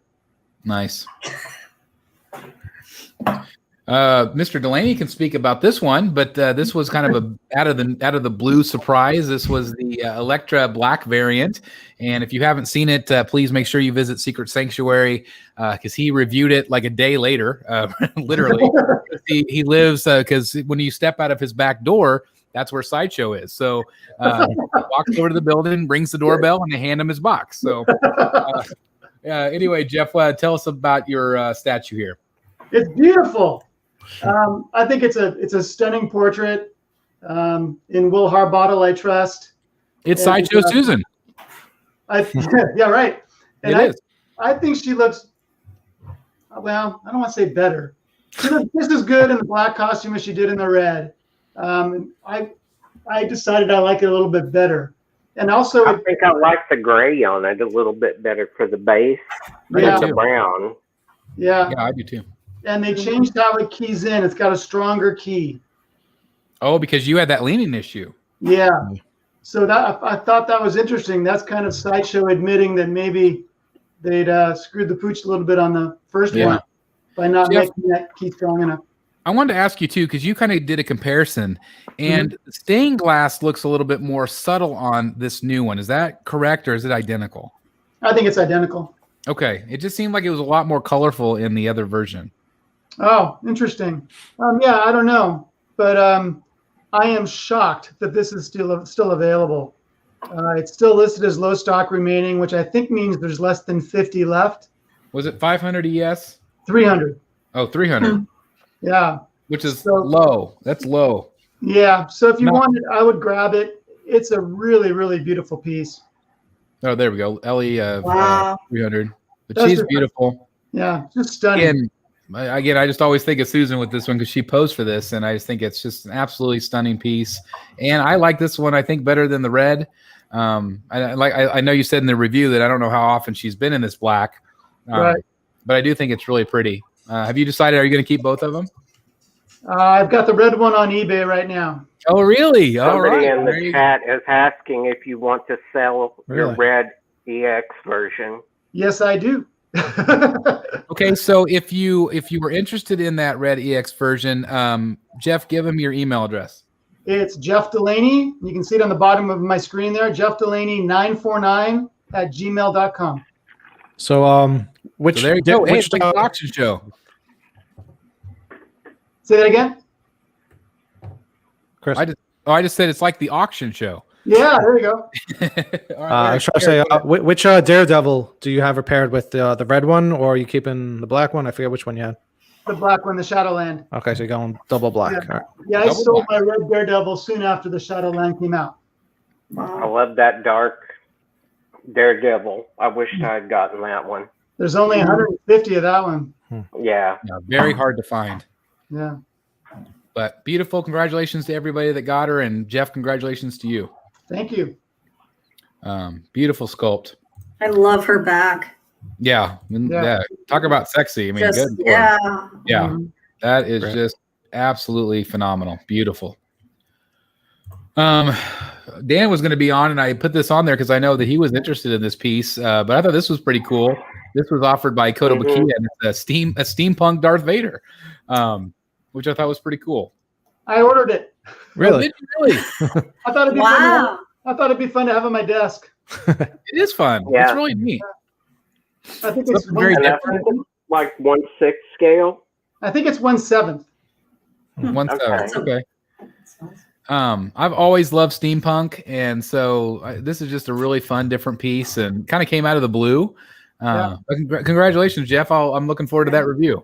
It'll be fun. Yeah, they said if it sells well, they'll do more Star Wars steampunk. Well, I mean, you could see like a C-3PO like instantly. I could see that, but it'd be really cool to see some of the other characters. That's really cool. Maybe Like an IG-88 or something. Yeah. It's definitely original. Yeah, for sure. This is from Queen Studios. This is Avengers Endgame, and this is the Iron Spider that they revealed about 3 weeks ago. And it does have a light up feature, and I think this one's a lot of fun. Looks really good to me. What do you guys think? If I was a Spider-Man fan, I would get it. Jeff Morris, you collect a lot of these. Is this something that you would consider? I don't know. It looks very similar to the one that Iron Studios did. Yeah. But that one it sold pretty quick. Yes, it did. You like the fact that it's got the light ups with the red eyes? I don't really understand the red eyes, but I like the white eyes. That's when it goes into kill mode. Oh, okay. He's also got the Infinity from the first Spider-Man movie where he accidentally goes into kill mode. Mm-hmm. Oh, that's right. That's right. It's like, no, up. Speaking of him in the movie, what do you guys think of the likeness here? That's incredible. Yeah, It looks good. pretty good. I think it's pretty good. I don't know if it's I like the 100%. gauntlet. Yeah, the gauntlet. It's got the gauntlet. Yeah, that's one of the. I think that might be the exclusive. He never fully has the gauntlet, though, right? In the movie, he tries to take it off, but he can't. Yeah. Or does he eventually? No, he does have it in Endgame. Does have it? because Yeah, he they're, holds it. passing it. Yeah, didn't he they give it like to Captain running Marvel? it across the Okay. battlefield. Yeah, Yeah, well, I forget. And he hands it off to Captain Marvel. yeah. Okay. So anyway, I thought this was a pretty awesome piece. Maybe not for everybody, but I thought it, Cool. definitely something cool. Again, Queen Studios is continuing to impress me with everything they're offering. Speaking of them, this was another piece that I think maybe Jeff Delaney might be excited about because I know he was interested in this Very piece. pretty. But they gave us some updated looks at this Wonder Woman. Now, again, this is not a Gal Gadot Wonder Woman. Not? Wink, wink, nod, nod. Gal This is Gadot a comic adjacent. comic book Wonder Woman, but it sure does look like Yeah. Gal Gadot a little bit to me. Yeah. So, I'm confused. I don't know. yeah. But anyway, what do you think of the updated looks here, Jeff? Gorgeous. Yeah, I'm very tempted. The only concern I have about this piece is I'm not sure I like how she has the lasso wrapped around her. I don't know. But I really like the piece, and that portrait is phenomenal that they were able to achieve that in quarter scale in polystone. The thing that worries me a little bit about this is that if I remember right, her arm kind of covers her face. Yeah. Yeah. And was her why would you want to cover that face? Yeah. Yeah. It's just like I don't really understand the art direction necessarily.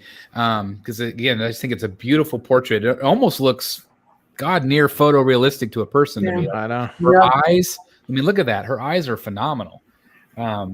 So it'll be interesting to see how they develop this, but I'm really excited. I think this will be a big hit for them. I do too. Really pretty. Really pretty. Again, just look at the eyes. I mean, good Lord. Yeah.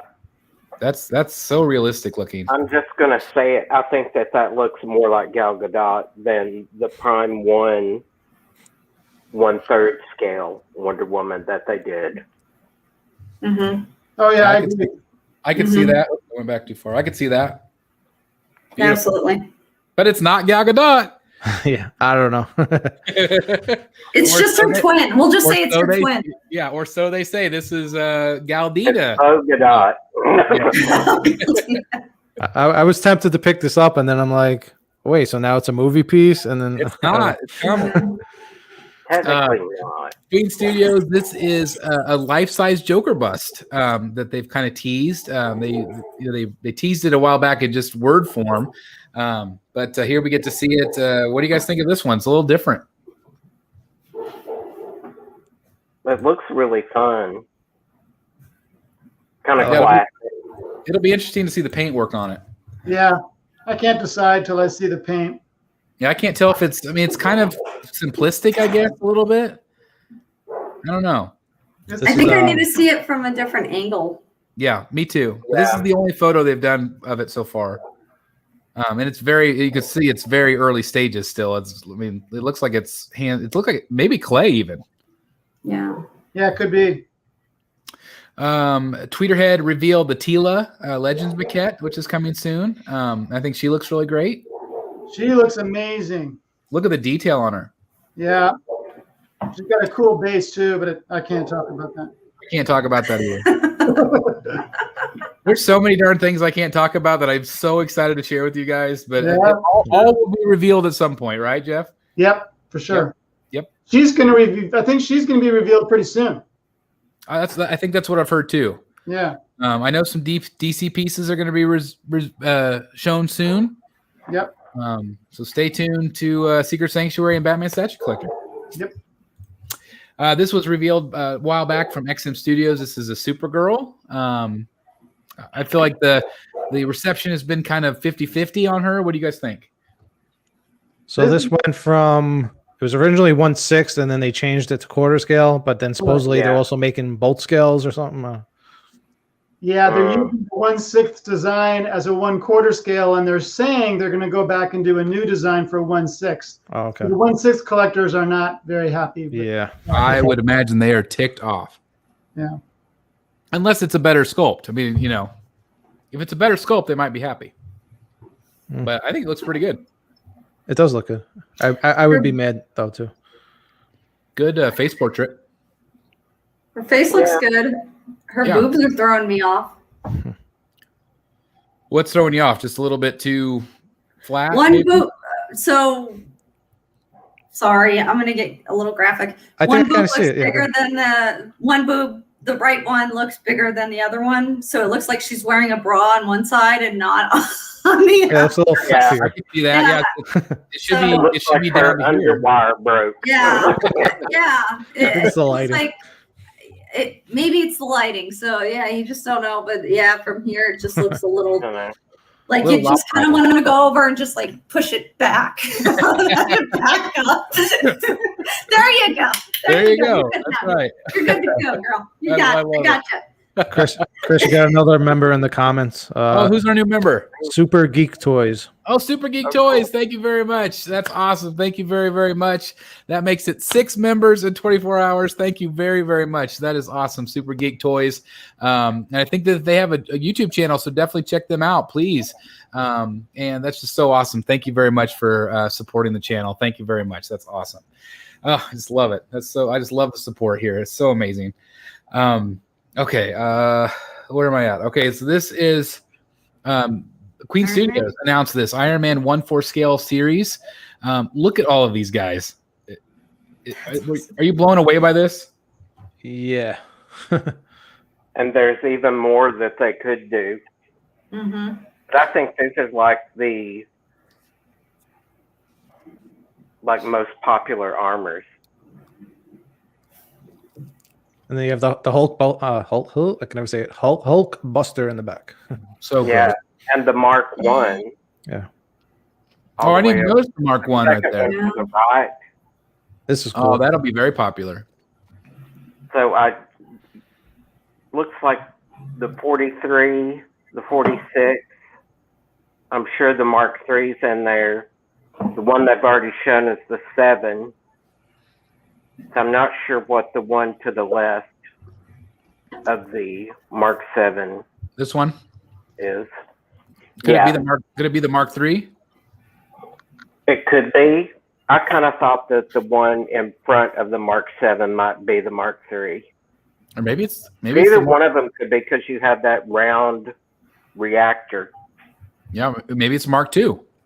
Yeah. Could be. Anyway, Let's see, 45, 43, and 46. I'll have that triangle oh, that's right. reactor. But I mean, how cool is it that they show you everything that's coming out? Like, I love when companies do this because it helps you plan your display, and you can literally display it just like this. Mhm. I cannot imagine how big that Hulkbuster. That's what I'm thinking of. Like, if I was an Iron Man collector, it's like, do you pick one or do you collect them all because they look cool all together? Oh, you collect them all if you can. Yeah, I can't imagine that Hulkbuster. Looking at the Hot Toys one in 1/6 scale, a quarter scale would be Insane. like an 8-year-old kid. Yeah, just incredible. But definitely stay tuned to Queen Studios. They'll be releasing more information. And I think Queen Studios is going to be coming back on our channel soon for some more reveals. So stay tuned to Rogues Gallery Live. That was so awesome when John came on the last time. They didn't have everything prepared yet because of the worldwide events, but I think that they'll have a lot more for us next time they come on. This was a reveal. Oh, I'm sorry. Go ahead. I just said, wow. Oh, okay. I'm sorry. This is from Iron Studios. This is a 1/10 scale piece. So a small scale, but it's got a pretty good footprint with what's going on. What do you guys think of this one? Very cool. Yeah, I like it for 1/10. It's fun. Fun piece. I think I have, there's the kind of the whole statue with the doves and the flag.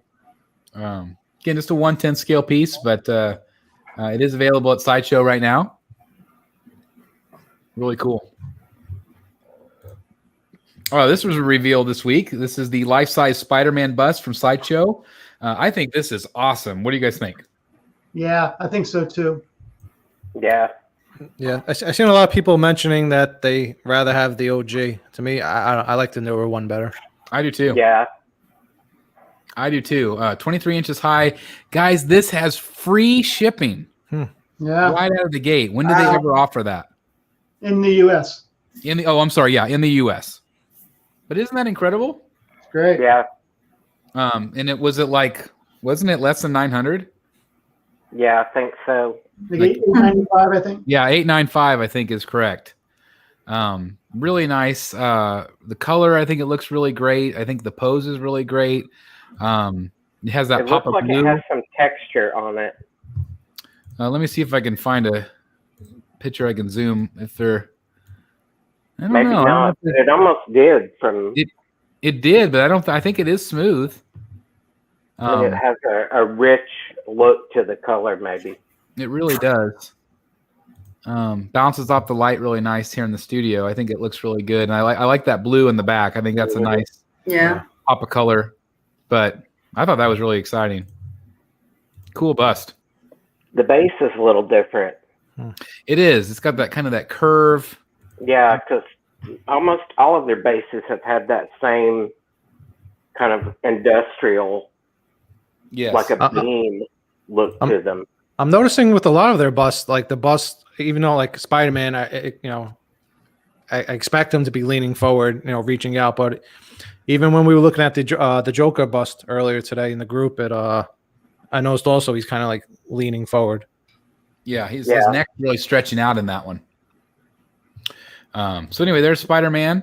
I think that goes up for pre-order maybe Thursday too, I think. So stay tuned. But really cool piece. You know what goes up tomorrow, and we didn't mention it. You showed the picture of Black Adam, and that goes back up tomorrow from Tweeterhead. Oh, okay. So a big day, a big sales day for Tweeterhead and Sideshow tomorrow. So be ready for those links if you want to help support us. That helps a lot. Otherwise, visit sideshow.com or tweeterhead.com. Yeah, order from Tweeterhead. Yeah. Order from Tweeterhead. Get those exclusives. That really does help chat out tremendously. This one was from PCS. Like I mentioned before, I'm an old wrestling fan from way back, and this is Stone Cold Steve Austin, and I think they did a really good job capturing his likeness. I think it's pretty darn close to perfect, maybe like 95% there, 96. But I think this one looks pretty close too. Yeah. They've done this great line with The Rock and Ric Flair and Ultimate Warrior and I think this one will be very popular. The only thing that bothers me about this one is he's on the bottom rope, but it's touching the floor. Mm. And that's not the way a ring really works. Like, you step up onto the top rope or the bottom rope. So is the rope usually that thin? It's cable usually, or I feel like it's usually a little thicker. it's usually a little thicker than that. Yeah. The turnbuckles are usually bigger than that too. So, and I guess I don't remember what company did this pose exactly. So it's a very similar copy to what that was. So, but obviously this is going to be a little bit bigger scale. But I do think it looks pretty darn incredible. Yeah. So again, there's him touching the ring with that bottom rope. So it's a little weird. Guess they'd have to make it work. Yeah, because otherwise I don't think the rope couldn't have supported him. Not unless they attach the leg. You can look past that. Yeah, you can. It's easy to look past. And really, if you think about it, this would actually, the way they have it presented, this is actually the middle rope that he's on. Yeah. Not the bottom rope. So like the bottom rope would be down here somewhere. Yeah, I like it. Yeah. That would have been maybe cool if they just added another turnbuckle with the rope coming off to the sides. That maybe would have looked a little better. Speaking of PCS, we also had a reveal of the Shredder, which I thought was really cool, the Teenage Mutant Ninja Turtles. And I think he looks really good. That classic cartoon look. I like it. Yeah, it's cool. Good color. I like it. PCS has been putting out a lot of good pieces lately. Really cool to see. So a little simplistic. Again, more kind of cartoony. But I think it looks good. Loved Shredder back in the day. This, of course, is Hordak. These are not photos from Jeff Delaney, but Jeff Delaney is going to be reviewing that, and he said it's going up tonight. If you missed the show earlier, he is reviewing this as we speak, and he will have that up on Secret Sanctuary's channel this evening, and I cannot wait to watch it because I think this looks incredible from Tweeterhead. It's pretty cool. It's a nice piece. Both head sculpts are really nice, and that surprise arm cannon is awesome. Yeah, we got to see the worldwide premiere of that today on this channel. That's so awesome. Thanks, Jeff, for letting us premiere that. Sure. So cool. Now, was this in scale with the He-Man and Skeletor? Okay. So it's the Sideshow license. So it's 1/5 scale, just like those other ones. I saw those in a store, and they are really, well, they were beautiful. Yeah. Yeah. Are they? They're 1/5. Skeletor.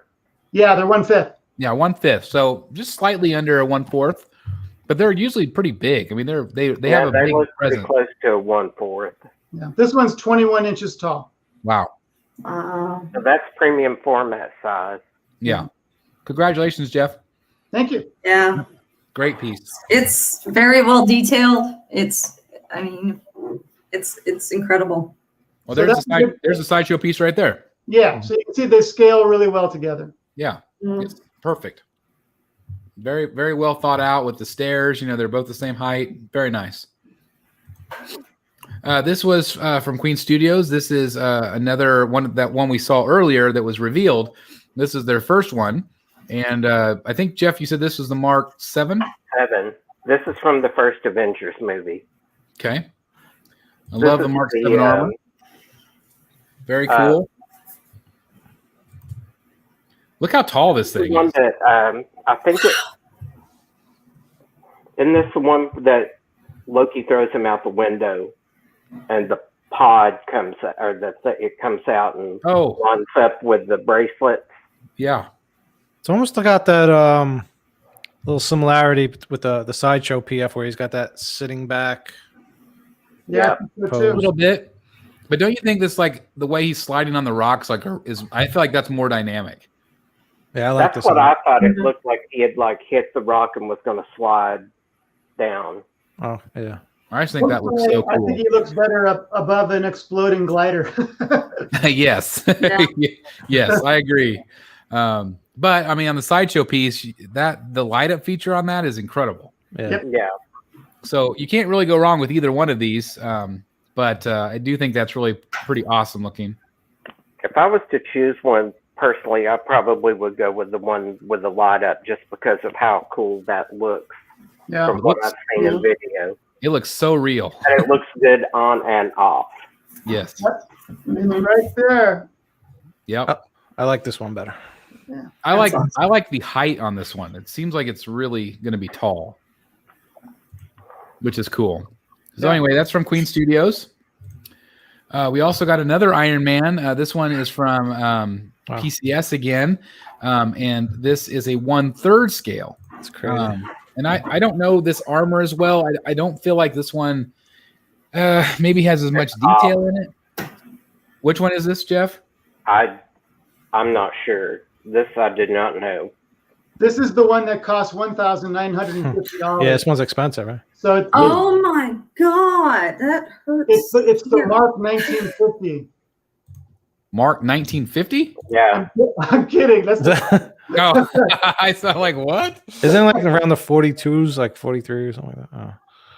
Oh. It has a I'm just 43, 46 Yeah. kind of vibe, but yeah. I know it. the 42 had a lot of silver, I think. No, the 47 from Spider-Man movie. I know it's not, but I feel like it looks plasticky to me. Yeah. It doesn't look $1,950. Mhm. No. I just feel like there's too much going on with it. It's too busy. There's It's no very weathering. busy, yes. There's So no weathering. It's probably, is it comic? Because it doesn't look very. nah, I don't remember from movie. Silver. it's based on the Avengers video game. Oh, okay, yeah, because it looks. And let me tell you, the arc reactor looks just like a sheer piece of plastic with a light behind it. It doesn't look like there's actually any detail down in it, which I think comes off looking really cheap. I'm not a fan of the mask. I think No. It's different, but I was actually a huge fan of Iron Man in the video games, like especially like Marvel versus Capcom. So I kind of have a little connection to this, I think. Mhm. I don't know. I just feel like the price point, and maybe I need to see better photos, but I just don't see the value there yet. Yeah. It seems like that Spider-Man they did looked better to me. Yeah. Well, here it is from right the here. video game. So Yeah. this is the Marvel Game Verse, and so here's the one we're just talking about. They also have Venom, and they also have Venom Pool. I think the Spider-Man is by far the best one so far. Yeah. Yeah. And we also have a Miles Morales here, which I hadn't seen before. This almost looks like a render to me. I don't know if it's actually a statue yet. Kind of a museum pose where it's I kind of hate that Miles Morales doesn't look a little more dynamic than the others. this looks like an Arkham piece or something. Like it just doesn't. Yeah. Yeah. There's just a museum pose. I don't really understand why they wouldn't give him some movement compared to all the other ones. But anyway, it's all part of the I saw game some verse. pictures of the Venom pool. Somebody Yeah. posted pictures, and it's huge. Yeah. I think Jim Mint had it on Crazy channel. huge. If I remember, I think he got a copy from Sideshow. It's a cool lineup. Yeah, it's a cool lineup. This this is crazy. Speaking of huge, That looks like my aunt. Yeah. Oh. Yeah. Sorry. This is coming up for pre-order soon. This is from Queen Studios. Crazy, right? Is that Balrog or something like that? Wow. Yeah. Yeah, that's right. All right. I'm Crazy. So anyway, that's coming Lord up. of the Rings. Lord of the Rings. Yep, Yeah. Queen Studios. Man. Crazy. So you can Wow. imagine having that, It's in your house. toddler in that mouth. Yeah, crazy. Speaking of crazy, these are some in-hand photos of the Queen Studios Wonder Woman bust. I'm kind of kicking myself for not getting this. I don't know if it would have fit my collection anyway, but I'm blown away by how good this thing looks. No one can seem to get the tiara on her head straight in any of these photos, but what do you guys think of how she turned out? She looks Crazy. Yeah. Yeah. Crazy good. Creepy. Yeah. It looks so real. Yeah, just really impressive. Congratulations to everybody getting her. I think she turned out Very, very awesome. I do think I like this portrait better than the Infinity Studios portrait. Me too. Yeah, I did like the lasso and the arm placement on the other one, but I think the face is definitely better. Yeah, very, very impressive. So again, congratulations to everybody that has her. This was revealed by XM recently. This is a Predator. Not something I'm into, but I wanted to show everybody. Wow. Predator King. Wow. It's cool. A lot of detail, different swap outs, head swap outs, 80 centimeters high. And looks like a pretty sizable piece. But look at the detail on the throne. Wow. That is really cool. It's incredible. So if you're a Predator fan, this is definitely a pickup for you from XM. XM always does a great job with paint work and There's sculpt. as many Predators as there are Iron Man suits. I think you're right. There seems to be a lot of Predators. And what scale is this? This is aliens. 1/3 or 1/4? I'm guessing quarter, but I'm not sure. Somebody said 1/3 in the comments. I'm like, wow. Oh, really? 1/3? Jeez. Can you imagine how big that throne would be then? Oh. That's cool. I don't know. I don't know if XM does XM have the 1/3 scale license and anything other than Legendary Beast. Not that I know of. That I'm not sure. Yeah, I don't know. Didn't they do don't they have like a Captain America 1/3? Yeah, that's the Legendary Beast. That it's Legendary Legendary. Beast. Yeah, it's Captain. Yeah. So that's the only ones that I know of that are 1/3 so far. So it's possible. I just don't know. I want to give a shout out. Thank you very much. I had to throw her photo in there, of course, for buying a Cornamania shirt. So that was so cool. So thank you very much. I appreciate that very, very much. Obviously a featured collector. If you haven't seen her video, please definitely check that out. I don't know if she's still in the chat, but anyway, thank you again for getting a Cornamania shirt. That was awesome. Okay. That's right. It's my baby. That's right, it is. I was going to have a big debate with Dan because we haven't ordered this yet. We're keep waiting for Sideshow, but I'm getting tired of waiting. So I haven't pulled the trigger yet, but this will be mine. And is anybody else considering this one? Yes. Yeah. Yeah. I'm so excited. I am so excited. Have you ordered it yet? Yes. Okay. Yep. I just feel like I need to order it soon. I'm kind of I'm wanting to order this in Talon finally. I'm tired of waiting. But I cannot wait to own this. I'm so excited. Beautiful statue. Do you have a favorite head sculpt, Ashley? Head sculpt, I do. I like the straightforward one. Go back one. That one. The teeth is throwing me off a bit. I can't decide if I like it or not. It just seems like it's kind of like a gritty Clint Eastwood kind of look. I kind of like it, but I kind of don't. I like the deluxe a lot more because it has the bigger symbol. Yeah. And the symbol makes it look like he doesn't have boobs. The symbol throws me off on it. Yeah, and I don't. Somebody pointed out to me early on when I was looking at it, the photo where he's got the little symbol. If you go back one or a few, where he's looking down and he's holding the cape. It kind of looks like he's flexing his abs, and I'm not a fan of that. That one. But I've had to look at it quite a few times, and I'm just so in love with it. I'm so in love with it so much that it's my desktop picture at work. That's awesome.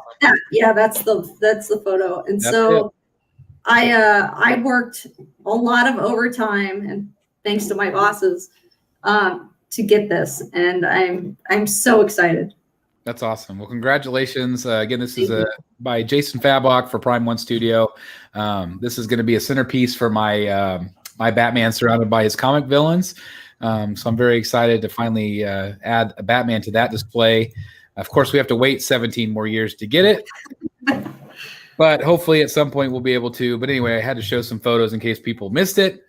We'll move on to the Daniel Bell bust. This is my photo from the review this week. And congratulations to everybody that got it. I know a number of people. I know Eric got his. Let's see. Delaney, did you get one? I can't remember. Yeah, I got mine. Yeah, you got yours. Yeah, you had one of the first reviews up, right? Yeah. Yeah. And so I love it. Do you guys love it? Oh yeah, absolutely. It's Everybody and their dog said, hey, this needs to be a premium format. Yeah. I am incredibly confident that Daniel Bell will sculpt a Batman premium format. I think that is a no-brainer. He's made comments this week. It's like we've got a lot of things planned for you guys. And so I'm very optimistic that we will get one. I would even take this. Like, even if they shrunk this down and finished it, would you guys want that? I would. Sure. Yeah. Yeah. I would still, even though I bought the bust, I would still buy the premium format. Mm-hmm. But I just love it. I think it's phenomenal. Very, very cool. Let's see. We'll move on from that. Oh, I did do some comparison photos if people hadn't seen it. This is, very, very similar to that. Looks fairly close. Obviously, this new 52 is oversized just a bit. So it's pretty comparable to that. When you compare it to the Batman Who Laughs, obviously a little bit smaller, although kind of close to the Arkham ones, which tend to have a smaller head. Yeah.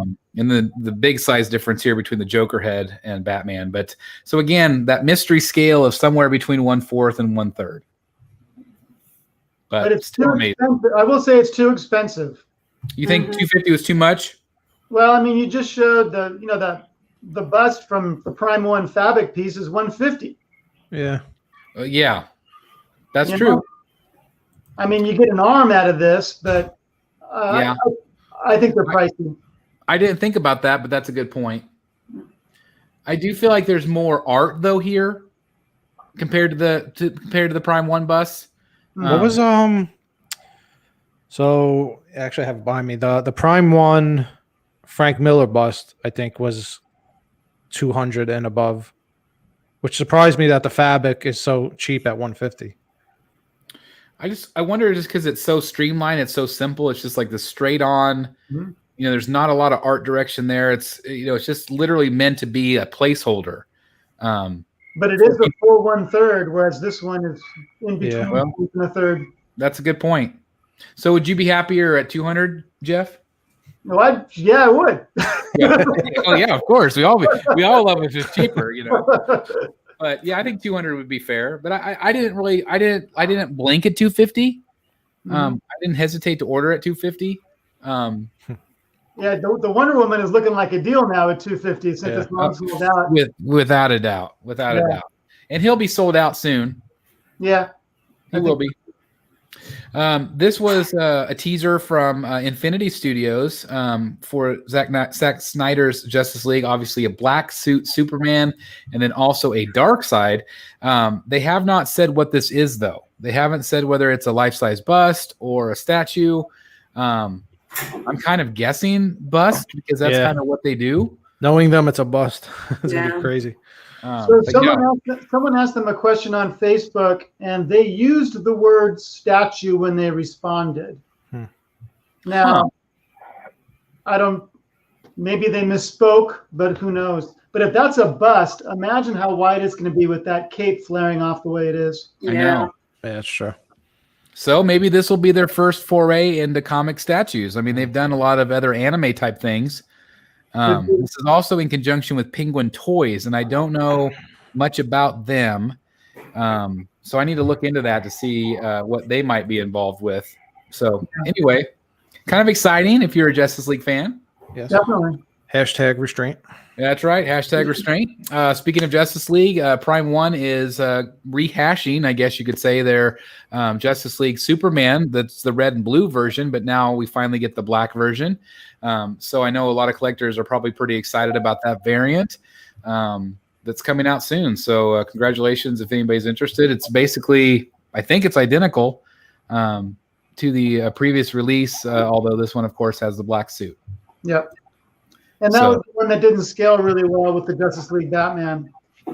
Yes, it was undersized compared to the giant one. Now, it does scale well with the tactical suit one.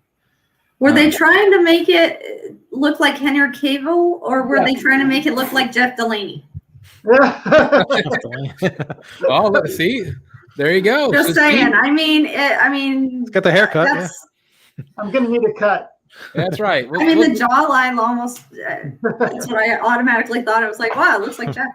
Hey, we didn't know we had Superman right here in the Rogue Gallery. Pretty awesome. Limited edition of 500. So I don't know if how many there was on the original release, but I think it was 350. Oh, you're kidding? Wow. Yeah. So I figured this would be less. Yeah. Well, I think it was 350 for the exclusive. Oh, okay. But this is exclusive. It has the second portrait. Yes, it does. So 500. It'll be interesting to see if this sells well or not. I guess it depends on how many Zack Snyder Justice League fans there are. So is that a light up or just the eyes are painted red? Probably just painted, right? I think it's just painted. Okay. I do too. Yeah, I think painted makes more sense. All right. We had some in-hand photos this week of some of the Queen Studios life-size bust. And what do you guys think about how it turned out? I'm not sure what I think about the damaged version. I'm not sure like the paint strokes. Yeah. I think that could have been done better. That's it's the most battle damage I've ever seen in Iron Man. Yeah. Is it supposed to be like almost like nano technology going on under it or something? No. This was the one. This was the version that I really wanted. Isn't this the one that they farmed out to another factory, and they've decided because of the results of this one that they're going back to producing everything themselves? Really? And they came out this week with the pictures of their brand new factory. Oh, I did see that. I did see those photos, but I hadn't heard about their experience. Yeah, I think they were unhappy. The paint just looks deliberate. Oh yeah, I mean you could see the stroke. It's like a swirl. It's like somebody graffitied his face. So I just feel like the paint work on this one, the other ones I thought were really good, but I don't know. I'm not as sold on this one. I feel like it maybe looks a little plasticky in areas, which happens a lot on the bigger Iron Man stuff. The bigger you get, but it is cool. I do like the mechanical stuff going on underneath. Yeah, it's cool. It's awesome. I'm a huge fan. It's I'm a big fan of biomechanical, so I like it. But anyway, so that's been released. Hopefully they'll be able to figure out their paint situation. I have another Henry Cavill here, or AKA Jeff Delaney. It's like the little version of him. We'll buy it. This way he has his own statue of himself. Iron Studios 1/10 scale. So again, if you're a 1/10 scale collector, this might be one you want to pick up. It's got kind of a cool angle to it. So what's with the stripes going around? Is those silver? There? Yeah. I think that's part of the suit. I don't know if they went up that high. I don't think it looks anything like him. Yeah. I don't remember the suit having that much. It looks like like he's wearing Adidas pants. Yeah. A tracksuit on. Tracksuit, yeah. And again, keep in mind this is 1/10, so it's pretty small. Yeah. And I could see it kind of there. I mean, it's not great, but it's it's 1/10. It's 1/10. But there's a lot of Iron Studios collectors out there, guys. A lot. Yeah, absolutely. I threw this one in there for Dan too because we had some updated photos of Talon. I'm just seeing who bites first and actually orders this thing. I want this one so bad. Like this is my number one want right now, and I need to just order it. Hey, speaking of Prime One, Dawnbreaker and Red Death just got listed on Sideshow. Wow. Haven't they been up there? Well, it's showing as their latest release. Okay, well maybe I need to add that then. That's awesome. That's awesome. So where is the freaking Fabok? Yeah, good question. Oh, it drives me nuts. Well, they came out before the Fabok one, so maybe Fabok will be in 2 weeks. Yeah. I threw these in. These are from XM Studios. We reviewed this on the channel, but this is the Hush 1/6, right? 1/6 scale. Yeah.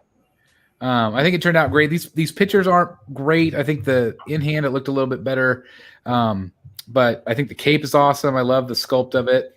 And you can check out the review on the channel. We had a guest review, and I really like the way it turned out. It's not the scale I collect, but still cool.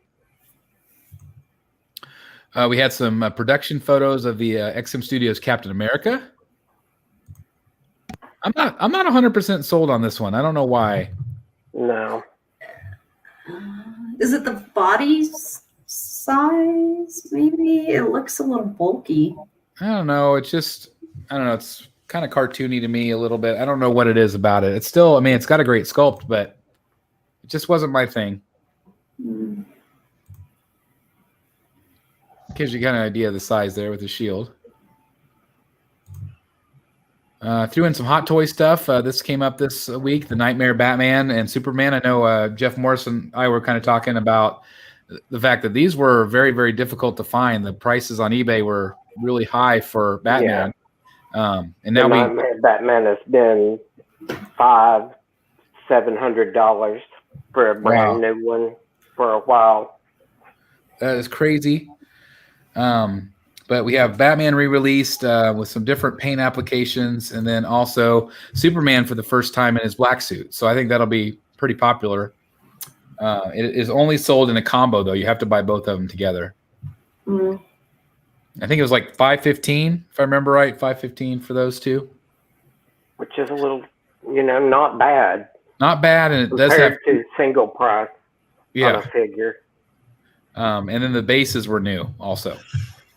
The Superman, the actual photos of the prototype, the cape is wired. Is that a good thing or bad thing? I think it's a good thing. I guess for posability, probably, right? Yeah. The coat looks like it's wired too. Yeah. Yeah, it does. Threw in some photos. They have updated us with some photos of the 1/4 scale Christian Bale Batman. This is the rooted hair version, so I wanted to share kind of what that looks like. I think it looks okay. Little gelled, matted down. I'm not sure, but I think it does look pretty good overall. Yeah. Good likeness. I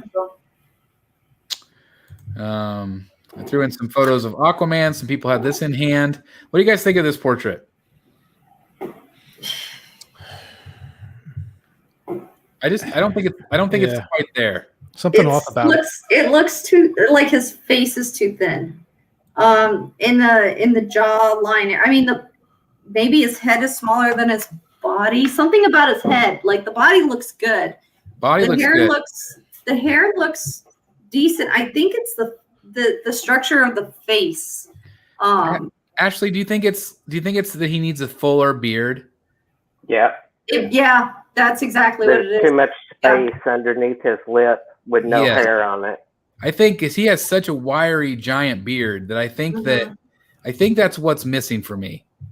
The portrait itself is very realistic looking. It almost looks like it's photoshopped onto the statue. Well, and it is. I think the hair was not slicked back because you didn't see it like that much in the movie. Yeah, that's very true. That's true. So I think with some work here, it's pretty great. And again, the body is amazing, and this is half scale, so it's a big, sizable piece, and you're going to notice a lot of those details in the head sculpt. But I think that's what it is for me. I just think the beard needed to be a little bit fuller or something. Not sure, but anyway. The skin color is perfect, though. Yeah, skin color, beautiful. Yeah. We're getting to the end here. This is from Outlaw Pete over on Facebook. He does a lot of stuff on MCE, and he got the Joker bust, which is incredible. These are the first in-hand photos of this. As of this filming, I have decided to hold off on this piece. I was going to get it, but I held off because I bought the Harley Quinn bust, and I think the Harley Quinn bust kind of matched the OG Joker that I have a little bit better. I love this one, but I feel like it is a bit cartoony compared to the more realistic ones that I have. We do have Brotherhood of the Bat member Paula. She's going to be getting this week, and so she's going to be doing a guest review for us. Cool. But what do you think? What do you guys think about how this one turned out? Again, see how the neck's leaning forward, like that Spider-Man. What do you guys think of this one? Do you feel like do you guys agree with me? Do you think I should have picked it up, or do you feel like it's a little bit maybe too cartoony? It's Very cartoony, animated. but it came out amazing. It Yeah, did. it looks good, but it's not realistic at all. I agree, and the Harley is. Yeah. So they really go together very well. Yeah. And I think it's really because again, I really wanted this. Look at do you see the eye detail? Crazy. Yeah, it's so good. Are those glass eyes? It looks almost like glass eyes. I don't think Sideshow ever does glass, but I think that they did a very, very good job on this eye. But I think whenever I ordered the Harley, it was the Harley that sold me on holding off on this one. Yeah. Just because of how realistic she looks. Yeah. Compared. It would be hard not to. I can see this. I can see this being as one of those hard to find pieces in the future, the same way the OG Joker bust was. Yeah. I really thought about maybe getting it and having it like as the entrance into the Batcave or something like that, where it's just kind of a standalone piece. And it might be something I do. I changed my mind again. I'm kind of looking at these like hyper realistic, Queen Studios busts, and then I look at that as like they're both so awesome, but like which do you spend your money on? Do you spend it on the stylized? Do you spend it on the realistic? So I'm kind of still debating on that one, but congratulations to Outlaw Pete and whoever else gets that, Paula and everybody else. So pretty incredible. So that was over 200 photos that we just looked through. And again, I apologize because we did the auction show last time. We didn't get a chance to look at the photos. So there was a lot of maybe some older stuff that maybe some of you guys have already seen. But 131 people still hanging out with us. That's awesome. We're 2.5 hours in. So thank you very much, everybody, for checking it out. Anything else you guys want to talk about before we wrap it up tonight? No, just I think we covered everything. pre-order tomorrow. Yeah, lots of pre-orders tomorrow. Tweeterhead, Sideshow. It's going to be an awesome pre-order day for whoever's interested in those pieces. A&J, I just saw that you got one too. If you want to review one for us too, that'd be awesome. We'll do a double review. That'd be great. You can guest review for us. So anyway, just thank you guys. Thank you, Gallery, for being here. Ashley, Double Jeffs, and Eric, thank you very much for hanging out with us tonight. This was a lot of fun talking about Justice League. We probably could have talked about a million other things, but I know probably Jeff's got to get to dinner, right? Yeah. That's right. That's right. And editing. And editing. I say I got to finish my editing too. And again, so on my channel tomorrow, we'll have the Batman Premium Format review. Got a ton of reviews for you guys this week. I think I have a video every single day. I had 2. This is my 3rd video today on the channel. So I have a lot of backed up stuff. So I'm going to try to get it all out to you guys. Thank you also to our new members tonight, and thank you everybody for tuning in. If you haven't done so, please hit that like button. That does help people find this content. And again, just thank you everybody for watching. And without further ado, if no one else has anything else to say, we'll see you in a couple weeks right here on Rogues Gallery Live. Good night, everybody. Bye, guys. Bye. Bye.